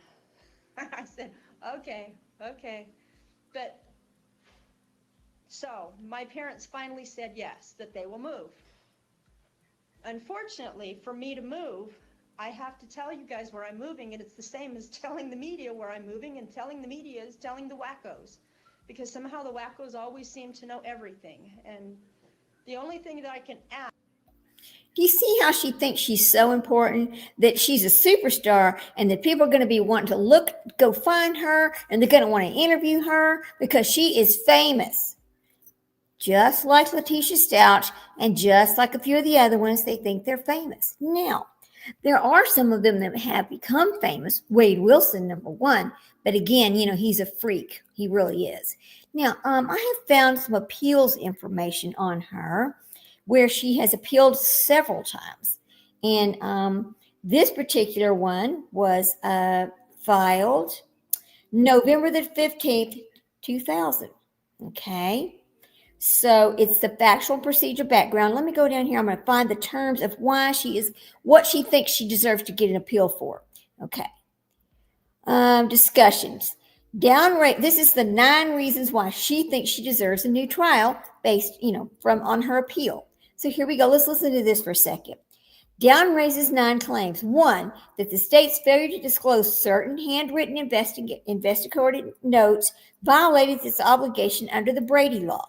Number 2, that the destruction of some of these notes was in bad faith and violated due process. And number 3, that prosecutor committed misconduct by reading excluded portions of Danny's medical records during the state's closing arguments, and that the trial counsel's failure to move for a mistrial denied Downs effective assistance of counsel. Okay. Number 4, that the prosecutor's improper questioning of Downs on cross-examination constituted prosecutorial misconduct, and that the trial counsel's failure to object, to move for a mistrial, or call a diagnosing psychiatrist denied Downs effective assistance of counsel. Number 5, that Christie's testimony was tainted as the result of improper influence, and that the trial counsel's failure to object denied Downs the effective assistance of counsel. No, my God, what a witch. And number 7, that the trial counsel's failure to call Dr. Jerome Bergamani, I think I'm saying that wrong, but Bergamani, a hospital staff psychiatrist who interviewed both Christy and Danny, denied Downs effective assistance as counsel. And number 8, that the trial court gave an impermissible Allen charge to the jury. Don't be doing that. Oh, I thought I was going to lose my, okay, hang on. To the jury that constituted, okay, so hang on a second. My computer almost dropped again. I'm like, no, I had a problem with it earlier today, and I had already started this once before, so this is my second attempt because I had dropped my computer dropped the stream. But anyway, that the trial court gave an impermissible Allen charge to the jury, which violated Downs' Sixth Amendment right to a fair trial, and that the appellant's counsel failure to raise this issue on appeal constituted that constituted ineffective assistance. And number 9, that the trial court's denial of a continuance for new counsel violated Downs' Sixth Amendment right to counsel, and that the appellant's counsel failure to raise that issue on an appeal constituted ineffective assistance. Now, that is the reasons why that she appealed the second time. And this is her second time. Here we go. Ask is, please, if you do parole me and you allow us to transfer to another state, someplace, please don't tell anybody where we are. I mean, it's the only way that I can keep my parents safe. I'm not worried. Come on, I live with 4,000 of the worst people in humanity, and it's a washing machine. It keeps turning over and turning over. We in California, we parole 11,000 people a month. Who is we? A year, and they come right back. So I'm not concerned about my safety, but my parents are old. If you think that it's better for me to parole someplace and never see my parents again, and that's the only way to keep them safe, then I would do that. But I don't want to not see my parents again. I love my parents. My dad needs me to take care of him. He's 80 and he falls. He's a big man. My mom's a little woman. She doesn't, when it finally comes time to start bathing him and taking care of him, my mom isn't going to be able to do that by herself. Sending me someplace away from my parents would not be good for them. I could do it. I've certainly dealt with, I've lost my children. Once somebody takes your children from you, taking your parents is what's next. But my parents really need me. And so if you're going to parole me someplace to hide me, like you did Janice, well, like the others did Janice Oh my Freeman, gosh. that's great. But hide my parents too, please. It was back in 85. I saw the eyebrow. It was back in 85. Janice Freeman, when they paroled her, they didn't tell the media where she was. And if you're going to do that for me, do it for my parents. Don't do it for me. Do it for my parents, because they do not need the kookaloos. And I know, there you go. There's some insight. This is what insight has done, because I know what kookaloos, I live with kookaloos every day. I've become inured to it. You don't ever get used to kookaloos, but you learn how to survive them. My parents don't know how. My parents don't, my mom will do the same thing that I did back in 83. She'll get a phone call and she'll go out to meet somebody. My parents. Oh no. Please don't parole me away from my parents. They need me. They as much as you think I'm a danger to them simply because of the kookaloo factor, if the kookaloos can't find me, they'll go to my parents. They will. They will.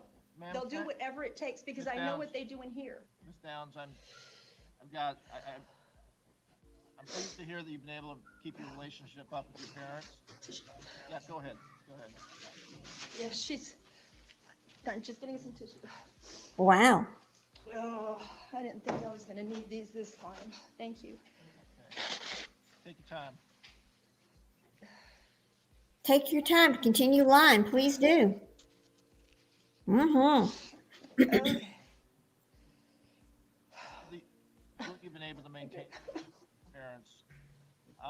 Any other relationships that you've been able to maintain that you'd like to share with that might help you if you release in the community? Are you involved in a romantic relationship at all? Any friendships or anything? No, none that take me there. None that I would need. No.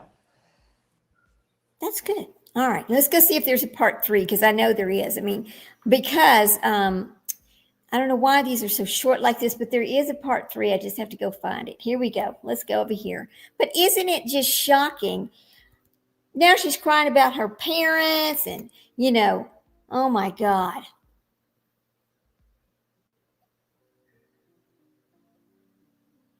Let's see if I can find part 3 over here of her parole hearing. Diane Downs, parole hearing, that's 2020. Look at her in 2020. We'll go ahead and start listening to this one too. But I don't see a part 3 on that one. There's part 2, but I don't see a part 3. There's another part. That's like the first part. There's part 1. There's only parts 1 and parts 2. Okay, now let's go back and kind of look at the 2020 parole hearing, part 1. Now, it's Diane Downs 2020 parole hearing. Golly. And this is going to be full credit to, Diane Downs TV. What the hell is that? Okay, here we go. I think it's just going to be sound. Here we go. Okay. Here we go. Come on. Okay, is it going to play? It might not play. I'm not sure. Here we go. Let's see. Oh, here we go. Parole hearing 2020. Okay, maybe we have to play this one. Let's see. I wish it would play.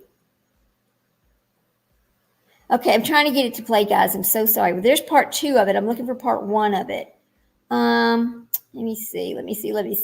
Because I think, to understand this particular person, let's see. Come on, play. Why won't it play? Hang on a second. Okay, so I see it's right there. And there's the channel. Is it not going to be here? Then there's and rule. Oh, maybe we won't be able to play them. Oh, that's going to suck. Okay, well, we'll just go play. We'll just go back over here. Oh, I'm sorry. There's no part 3. Okay, so here we go. We'll just get rid of this part 3 and we'll come back over here and see if we can find the ones from, 2020. It's incredible, this woman. She never, ever changes. It's the same thing over and over. Let's see. Ooh, that's loud. All right. I'm chairperson of the Oregon Parole Board. My name is Michael Shue. Right, there you and go. we are ready to get started, okay? Dang, this is full credit for Just Diane to Downs start, let me TV. make sure. Are you Elizabeth Diane Downs? Yes, I am. Do you know what if your Oregon SID number is 6546106? I think it's just the sound. Yes. Okay. And did you All right, receive the here we go. board's packet and notice of rights at least 14 days ago? Yes, I did. Thank you. Once again, I'm Board Chairperson Michael Hsu. I would also like to introduce the other board members who are present at your hearing today. We have on the panel today Board Member Patty Kress. Good morning. Board Member James Taylor. Good morning. Board Member Greta Lowry. Good morning, everyone. And also Board Member John Bailey. Good morning. Good morning. I'd also like to introduce our visitors today. We have joining you. I don't think you can see them, but they are listening in to this call currently. We have from the Lane County District Attorney's Office, Deputy Let's District get past Attorney these, Joanne Miller. Announcing who these people are. Come on, let's go a little bit further and see if we can actually Across hear the her street, saying her story once again. Dr. Rossi was a geriatric psych, and I lived in the elder dorm, and so we saw each other every day. She and I started a crochet program. She was to 65 help, years old. The elders. Learning a new skill is something that helps derail Alzheimer's. And so we started a crochet program to help the ladies learn a new skill. So she and I worked really closely hand in hand. I wouldn't say that it was necessarily psychiatric treatment, but she was a psych. She lived and breathed her craft. So everything that I said and did, she would say, so how did that make you feel? So kind of it was continual care. They have something here called LTOP. It's kind of an organized, there are classes, criminal thinking, things like that. And so there are classes that you take for weeks. It's weeks long, and you go 2 or 3 times a week, and it's a federally funded program as far as I know. They have real psychiatrists and psychologists and sociologists that come in and teach these classes. And we have groups of 12 inmates and the sponsor. And we work together, we ask each other questions. Trust me, an inmate's gonna ask you questions that a real person isn't gonna ask you. So it's a very in-depth programming. And that's pretty much the extent of the psychiatric. Okay, thank you. You mentioned that part of the class is to teach you about criminal thinking. Can you elaborate a little bit more about that? Oh, yes. Criminal thinking is anything that deviates from the norm. For instance, sticking a biscuit in your bra before you leave the chow hall is criminal thinking because you're not supposed to take food out of the chow hall. And it might seem minor, but it made us aware that there are so many things we do on a daily basis. Parking in a handicapped parking spot when you're not handicapped, that's criminal thinking. And so it made us look deeper into ourselves, things that we might excuse as, well, what's the big deal? It is a big deal because it sets a pattern for how you view bigger things in life. So that's criminal thinking actually makes you sit and think about every single thing that you do during the day. Is that appropriate? Is that socially acceptable or is it unacceptable? Might not seem little to you, but it might be something that's really big to somebody else. And every little stone adds up to one big landslide. So. Thank you. And any other types of programming that you've participated in? I've taken like vocational classes. Related to what types of vocation? I've taken the computer class, hoping, because I know the world out there has changed a lot in 36 and 37 years. I took a computer class to try to understand computers better. I took an electronics class because it actually goes with the computer class. You're going to spend $500 to have a guy come out and replace a cable that you can replace for $20. So I took the electronics class to go hand in hand with the computer class.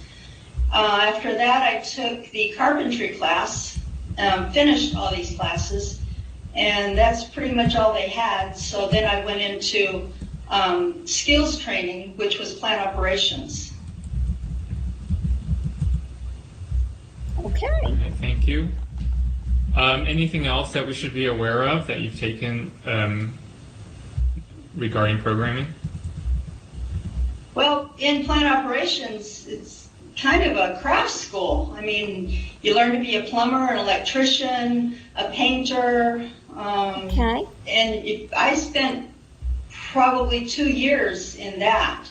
So I learned a lot of skills that I didn't know before, skills that I got pretty good at. Okay.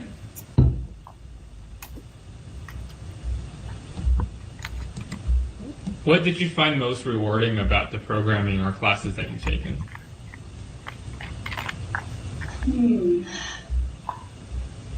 I would say most rewarding, well, it depends on which kind of rewarding. Emotionally rewarding, LTOP, because in that class there was no judgment.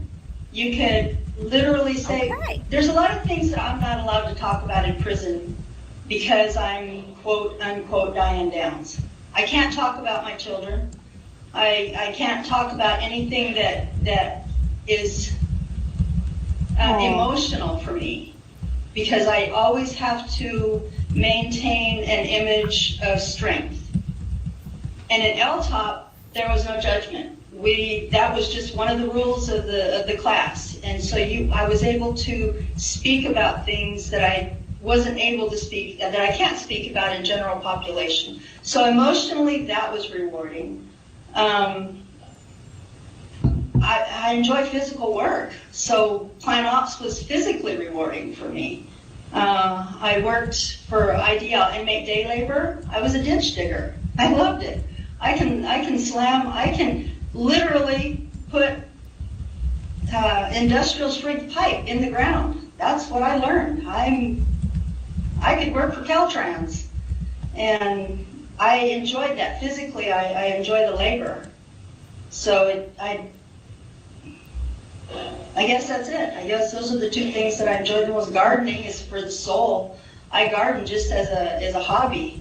We have, in this prison, we have trees, flowers, plants, shrubs, and spiritually I enjoy that because that's where you get to commune with the big guy upstairs and really search your soul. So spiritually, I enjoy landscaping. Okay, but think about this for a second. Okay, she's 65 years old in 2020 during this parole hearing. Now, her parole hearing 2 days ago, she's 70 years old. She's got some skills. She can dig a ditch. She can put it. Okay, well, again, you've been in prison for 41 and a half years. You have not had a job outside. You're not paid into Social Security for your 40 quarters like you're supposed to. So if she gets out of prison at this parole, now they have 30 days to make their decision. Let me ask you a question, guys. What is she going to do for money? She can't collect Social Security. She's been in prison. She's not married. Her parents have passed away. What's she going to do? Nobody's going to hire a 70-year-old woman to be a ditch digger. And that's what she said her skills are. Now, we'll continue listening. All right. And notice it's always me, typical of the sociopath. Here we go. Or the psychopath. How long ago did you take LTOP? Is that what's called? We're here in Oregon, so I'm not familiar with all the names of the programs down in California. Yes, LTOPP. I was in LTOP for close to a year. Close to a year. When was this? 2 years ago. The group has been deactivated. It's become something else, and I can't remember. They have another name for it now, and it's under a different program. I can't remember the name. Okay. But if you call anybody here, they'll know what LTOP is. In fact, the new program they kind of still call LTOP because it's sort of the same format. Got it. All right. I don't have any further questions for you about programming. Do the other board members have any questions? Let's start with Ms. Kress.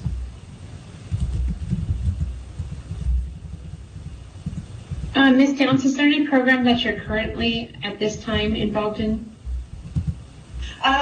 Crocheting, we didn't talk about that. Those are volunteer programs. We're locked down right now. COVID's real. And COVID, you see my little mask here, and we're pretty much locked down most of the time. And so I'm still able to crochet. I'm still able to landscape. We still do volunteer help. There are people in the unit that are able to take their schooling through correspondence. The teachers bring their classes on Fridays and pick them up on Fridays, and so I help tutor in between that. So those are the programs that I'm involved in right now. I am still assigned to Does she have a college degree in bicycle refurbishing. The sheriff's department brings the bicycles that are, when they do raids of places, drug houses and stuff, and they find bicycles that have been stolen, they take them to the police department. They wait 60 days for somebody to come claim them. If they don't, then they bring them to us and different prisons around the valley. We restore them, fix them, and we give them to children at Christmas time. So I'm still assigned to that program, but until we're able to go back to work, I am confined to my unit for the most part. Okay. So it's just volunteerism is all I do. So my next question is, what does your typical day look like? Okay. Now, hold on. I just learned from reading right here. Diane Downs, she was enrolled at Pacific Coast Baptist Bible College, but was expelled after 1 year for, guess what? Promiscuous behaviors. But she went ahead and earned herself an associate's degree in general studies while she's been in prison. So, yes, she has done some things. She has gotten an associate's degree in prison. So here we go. I'm going to skip past part of that because I would like for her to tell again what the hell happened here instead of all these other things. So hold on a second. Let's see if we can get anything. Here we go. Now, there was a class that you took in 2016. Class again?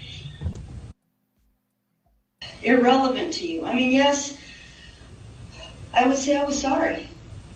But it wouldn't, but if they were sitting there, it wouldn't be just, I'm sorry. It would be from the soul. I'm sorry. If I knew that Christy and Danny were going to be able to see this, if that was... Hold on. Let's go back a little bit. Let's see if she's talking about her crime right here. So that this could happen for the victims as much as for the inmates, because sometimes in the abstract, it's not as impactful as if one of these squares here was one of my children. Golly, they were so pretty. What a sad that would be powerful. I mean, I respect your position. I respect the job that you have to do. But you're also kind of seeing it from the outside. You're not seeing it from Christy's and Danny's point of view. And so we were trying to work it out with the prison so that some of the girls, my children are in Oregon, that was never going to be a possibility. But trying to work it out so that some of the people, the prisoners, will be able to see their victims, even on the screen like this, so that they would be able to listen to the victim, shout at them, and say, I'm angry, I hate you. so that we would finally be able, talking to you is meaningful-ish, but not nearly as impactful as if you were Daniel or Christy. That would be what massive. a selfish witch. That would dig to the soul. Those are the things that we You learned realize in how victim traumatizing is it would that be those people, for Mrs. her X, to talk to those victims. we feel her pain. But if Mrs. X had been Christy or Daniel, and we were able to sort of transpose Mrs. X into Christy, Daniel, whomever. So that's what we got out of it, was basically being able to put ourselves in a victim's place. And there's more than just the victim. My parents were victims. The district attorney was a victim. The media was a victim. Because those are all people that had to bear witness and feel. So those were the things that we learned in that class. And this was kind of a difficult question. I wasn't really intending to ask you, but since you were talking about victims and how difficult it is, obviously you were accused and convicted of murdering your child and attempted murder of your other children. So with those dynamics, I would assume that was much more difficult for you to put yourself in the victim's position, since you were the mother of the children. Yes, that's why we were hoping to be able to even to communicate by Skype. God Almighty. I cannot put myself in Christy's place or Daniel's place. But if Christy or Daniel were sitting here, I would be able to say things to them that would seem irrelevant to you. I mean, yes, I would say I'm sorry. But it wouldn't, but if they were sitting there, it wouldn't be just, I'm sorry. It would be from the soul. I'm sorry. If I knew that Christy and Danny were going to be able to see this, if that was part of this, I would have something to say to them, for them. But more than that, I would want to know what they had to say. Do you hate me? You have a right to hate me. Do you I don't want to hear her feel sorry for herself. I want to move past this for a minute. Ridiculous to you, but it's a lifestyle in here. And so when you think about something as simple as how do you wear your hair before you leave your unit, what kind of shoes are you wearing before you leave your unit, it makes you think about everything. And so that's what I didn't do before. I didn't think about anything. I just You damn sure didn't think about your children. Free spirit. By the cuff. And that's what caused me to make bad choices. Because I wasn't making choices. I was just bouncing around. So I believe that my programming, the classes that I've taken, and even just working in plant operations, because in plant operations we have to go to every yard, and you're dealing with a whole different set of people. They have 4 different yards here. Okay, and let's get past like this. I want to find when she talks about what she did that night. So that was about 2005. She's still talking about things in prison. You didn't get a chrono, so you don't have anything in your file. They weren't taught by psychiatrists or psychologists. Those classes didn't begin until we skip past that.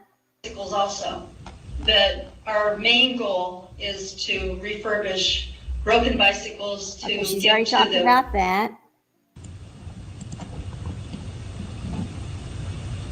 One, and it wasn't an attempt. I escaped. 1987, July 11th, 1987. All right, 1987, and that was the Oregon Women's Correctional Center? Yes. Can you tell us what was your thinking at the time that allowed you to escape from the Oregon Women's Correctional Center? Wow. Yes. I had just gotten my appeal back from the Court of Appeals, and they denied, they AWOP'd me, affirmed without opinion. They didn't give a reason. I just lost without a reason. My attorney, Howard Collins, said, well, that's it. Your appeal's over. We're done. I didn't know that I had another level. I was very, very inexperienced. I didn't know I could go on to the next level of. Right. Okay. I don't believe her. Can you explain to me why you received that disciplinary action? 1989, a man named Robert Sieber came to visit me. Oh boy. He wanted to marry me. I didn't want to marry him. His friend wanted me to sign a contract with Motown Pictures for a movie. I don't want a movie made. I don't want anything to do with the media. I didn't want a book made. He wanted me to sign a contract. I wouldn't. So he wanted to marry me so that he could sell my contract as my husband.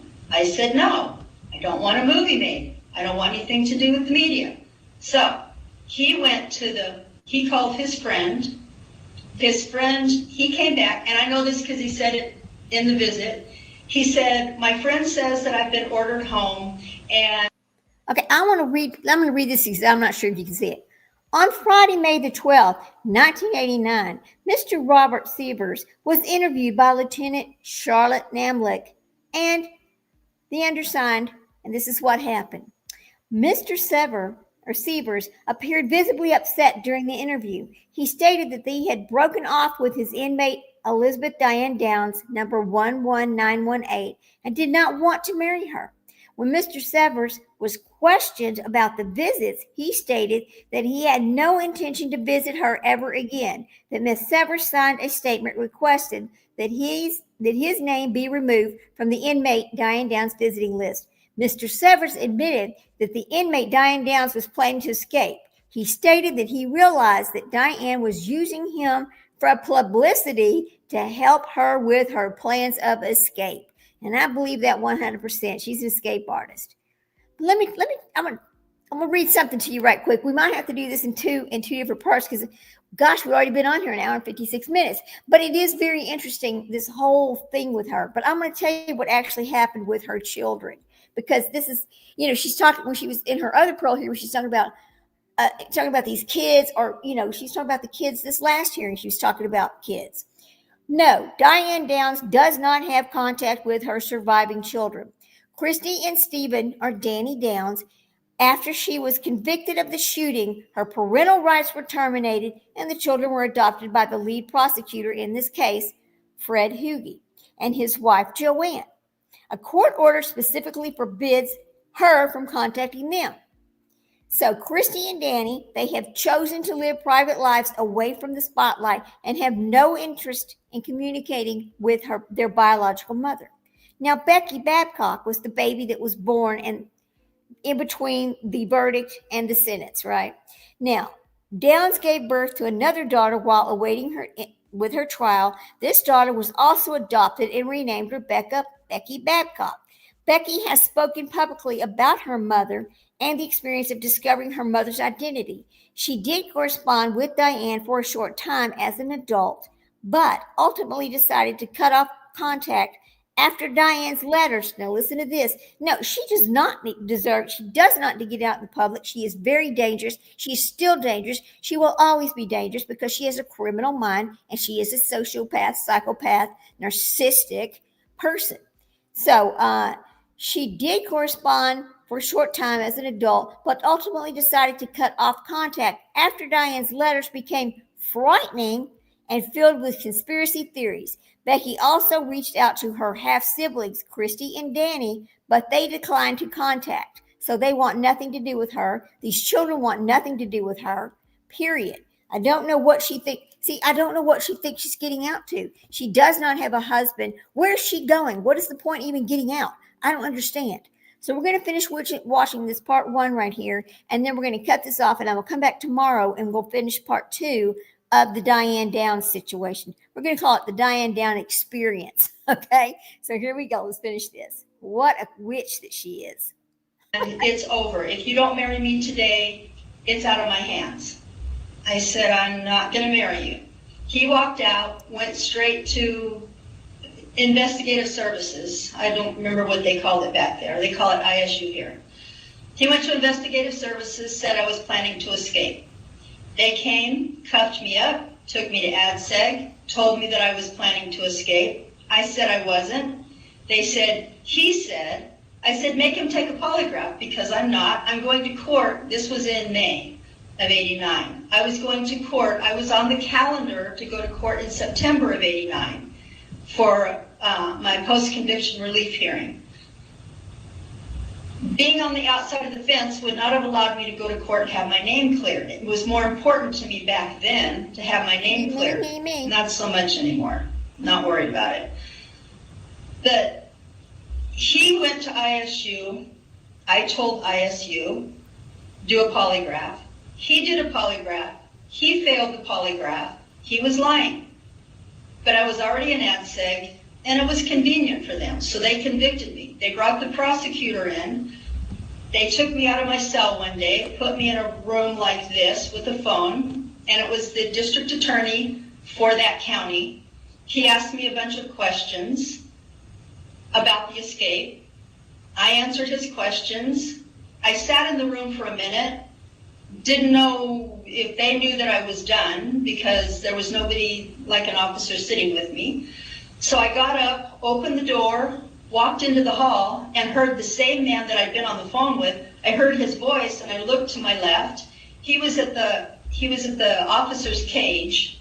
He had been using their phone in-house to talk to me, and I heard him tell the warden, this woman is not planning to escape. I have no reason to prosecute her. You've given me no reason to believe she's planning to escape. I thought to myself, great, this is over. That's why the prosecutor did not charge me with escape in New Jersey, because I wasn't. He had no evidence that I was. They took me back to ADSEG, and I did a year in ADSEG. I was found guilty of planning to escape, even though Robert Seaver failed the polygraph, and even though the district attorney said, you have no reason to believe that she's planning to escape, and neither do I. There you go. I can't tell you why that's on my record, but it's definitely been a blight. It has. So are you saying Mr. Seaver planned it all by himself, or did he get help from you in planning the escape? He wasn't planning to escape either. He was planning to make some money selling the escape story. He took the escape story back and he gave it to his friend John Stevens, and John Stevens sold the story for $10,000. Because the record says Mr. Seaver turned over numerous items, including tapes, letters, and transcripts Ms. Downs had given him via the mail, wanting him to purchase in preparation for an escape. Is that not true? That is not true. And that tape recording, I hope somebody still has that tape recording because I really want to do a voice analysis. That's whatever tape recording, they never gave me a tape recording. I have no idea what's on the tape recording, but it certainly isn't me on the tape recording. Okay. And let's move on and talk about your 91 disciplinary action for attempt or planned escape, also in New Jersey. Looks like a cell search. They found an altered light blue jumpsuit, assorted buttons, 3 yards of black fabric, black pouch or purse that was fashioned out of black fabric using a cardboard type material. See, she Can lied. you explain to lied us and lied and lied. What that disciplinary action was about from your perspective? I was charged with possessing a light blue denim fabric and black purse, all of which was legal and came through the visiting center. Again, you'd have to be in New Jersey. It's not anything like Oregon. Trust and believe, New Jersey is nothing like Oregon. But all those things came through the visiting center. I received them. I'd had them for 2 years, and they used that light blue denim material and said that I was going to make a navy blue polyester officer's uniform. There's no way to do that. It's inconceivable that light blue denim, as written in the 115 or DR, is going to ever turn into navy blue polyester. And it was a jumpsuit. It was a little bitty jumpsuit. The officers wear long pants that go down to their ankles. The jumpsuit was was thigh high. It was a one-piece jumpsuit from the shoulder to the thighs. But if you hadn't been there, if you hadn't seen it, you put it in my record, and there it is forever, and it looks legitimate, but it's not. It's just not.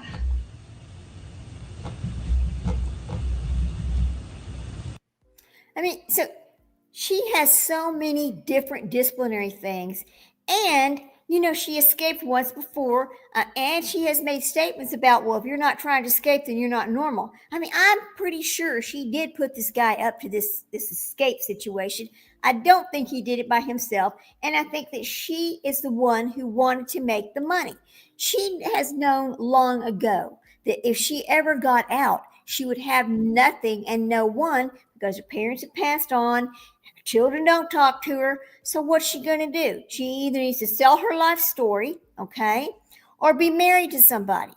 So we're going to finish this off for tonight, and then we'll get back. We're going to do part 2 later on today. It's already like, what time is it here? Let's see. I think it's like 3:07 in the morning. I got to crash too, Apparently they have. I just want to finish this. There you go. That's for right now. But that's my story. God, what a story, He did write a 128. He included the 128. It's somewhere. It was 1 year later. It was 9 months. It took 9 months to get that far. So if that was in March, it would be 9 months later. There's a 128 in there, which is an informational chrono that said that 115 was removed from my file. It's in there somewhere. And I know that because the 2008 board and I had this same discussion. And the 2008 board, Miss Baker, leafed through and she said, oh yes, here it is. So I know it's in there somewhere. If I don't know where, but Miss Baker found it. So it's there somewhere.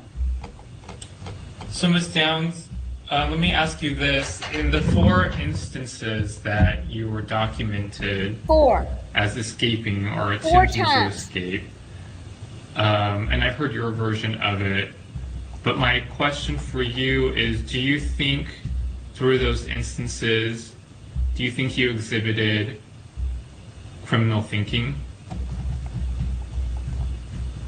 Oh, definitely. Definitely. With my escape? Oh, yeah. What about the 89 incident with Mr. Seaver? Wow. Just crazy. Criminal thinking with Mr. Seaver. No. Okay. And what about the other incident in New Jersey and the incident in California? 91?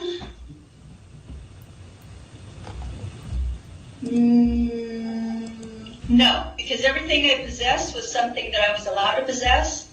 We were allowed to change our clothing. I really wish you knew how things were in New Jersey.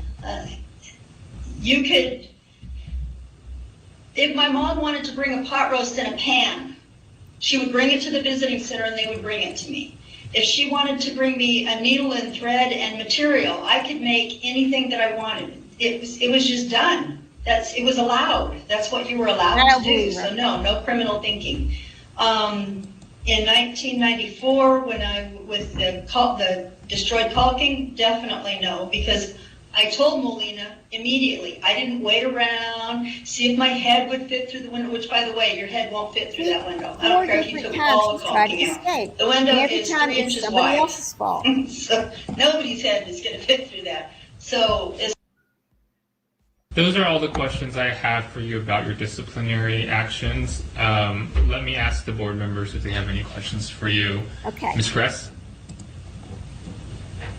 No questions, thank you. They've heard Mr. enough. Taylor?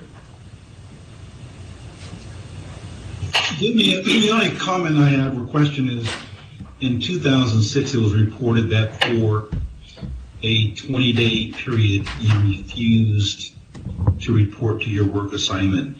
And although it wasn't written up as a DR per se, can you explain to the board your reasoning for not reporting? Yes.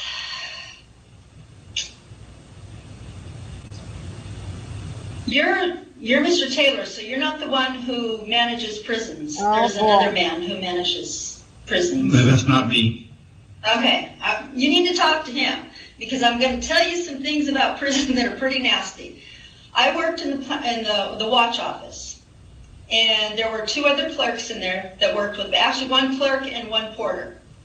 I worked for the captain. It'll be somebody else's fault. The lieutenant's clerk, the watch commander's clerk, wanted her girlfriend to work there. The only way that she could get her girlfriend to work there is if I quit. So I asked the watch commander if I could quit. He said no. I said, your clerk wants her girlfriend in here. He goes, I know that. I said, I need to quit because she wants her girlfriend. No. So they brought up a bully up there every single day to sit in there and harass me. Every single day. All day long. To sit, because the clerk's office isn't in the watch office, it's in the program office. So she would sneak in the back door and sit there all day long. And nobody ever bothered the clerks. Nobody ever came to check the clerks because we had a phone. If you need the clerk, you get on the phone and say, I need you in my office. So it was just her, me, her bully. That wasn't even her girlfriend. Her bully and the porter. The porter would leave because the porter didn't want to have anything to do with it. All day long. This went on for 2 weeks, and I told the watch commander, I cannot be in this job. Tough. So I decided it was worth a 115 just not to show up for work. It was either that, or eventually, the bully was eventually going to, because the bully was a stud rod, and by my not backing down, I was challenging her stud license. Oh, Jesus Christ. This girl has some serious criminal thinking. I wish you knew her. Serious criminal thinking in this. Okay, I'm going to stop that right here. All right, and we'll pick back up and get part 2 tomorrow, sometime tomorrow, because it's pretty late and I got to go to sleep and y'all need to go to sleep. And anyway, so but let me tell you something. Okay, wait. Oh, what? Cancel. I'm got to quit sharing. Here we go. Let me just quit sharing. Now. The thing about Diane Downs is, I got to quit sharing my screen here. Just quit doing that. Whoops. Diane Downs is a sociopath. And I want to tell you something. Here is the actual, the real definition of a sociopath. And once I say this, you'll go, oh my God, that explains the whole thing. This is why this bitch does what she does. And I am cursing. I'm sorry. I don't mean to say ugly words, but people like her, or monsters like her, because she's actually a monster, they just do something to me. It's like, I don't understand how you could be such a monster. What the hell is wrong with you? Well, we know what's wrong with her, okay? So now they don't call it sociopath. They call it antisocial personality disorder. That's the new name for it, sometimes called sociopathy. Is a mental health condition in which a person consistently shows no regard for right and wrong and ignores the rights and feelings of others. That describes her perfectly, doesn't it? Yes, it does. Okay, so I'm going to go find her appeals. We'll pull those up and we'll look at those. Maybe I should just call this a deep dive into Diane Downs. And I guarantee you, I don't know if you want to take a bet with me or not, but she's not going to win an appeal. She's still going to get denied her appeal, in the next 30 days. It's just not going to happen. Anyway, y'all go get some sleep. We'll see you later. I'm going to schedule this for sometime in a few hours. And thanks for coming by. If you have to do it on replay, thanks for coming by. Please hit that thumbs up and have a wonderful sleep. Night, night.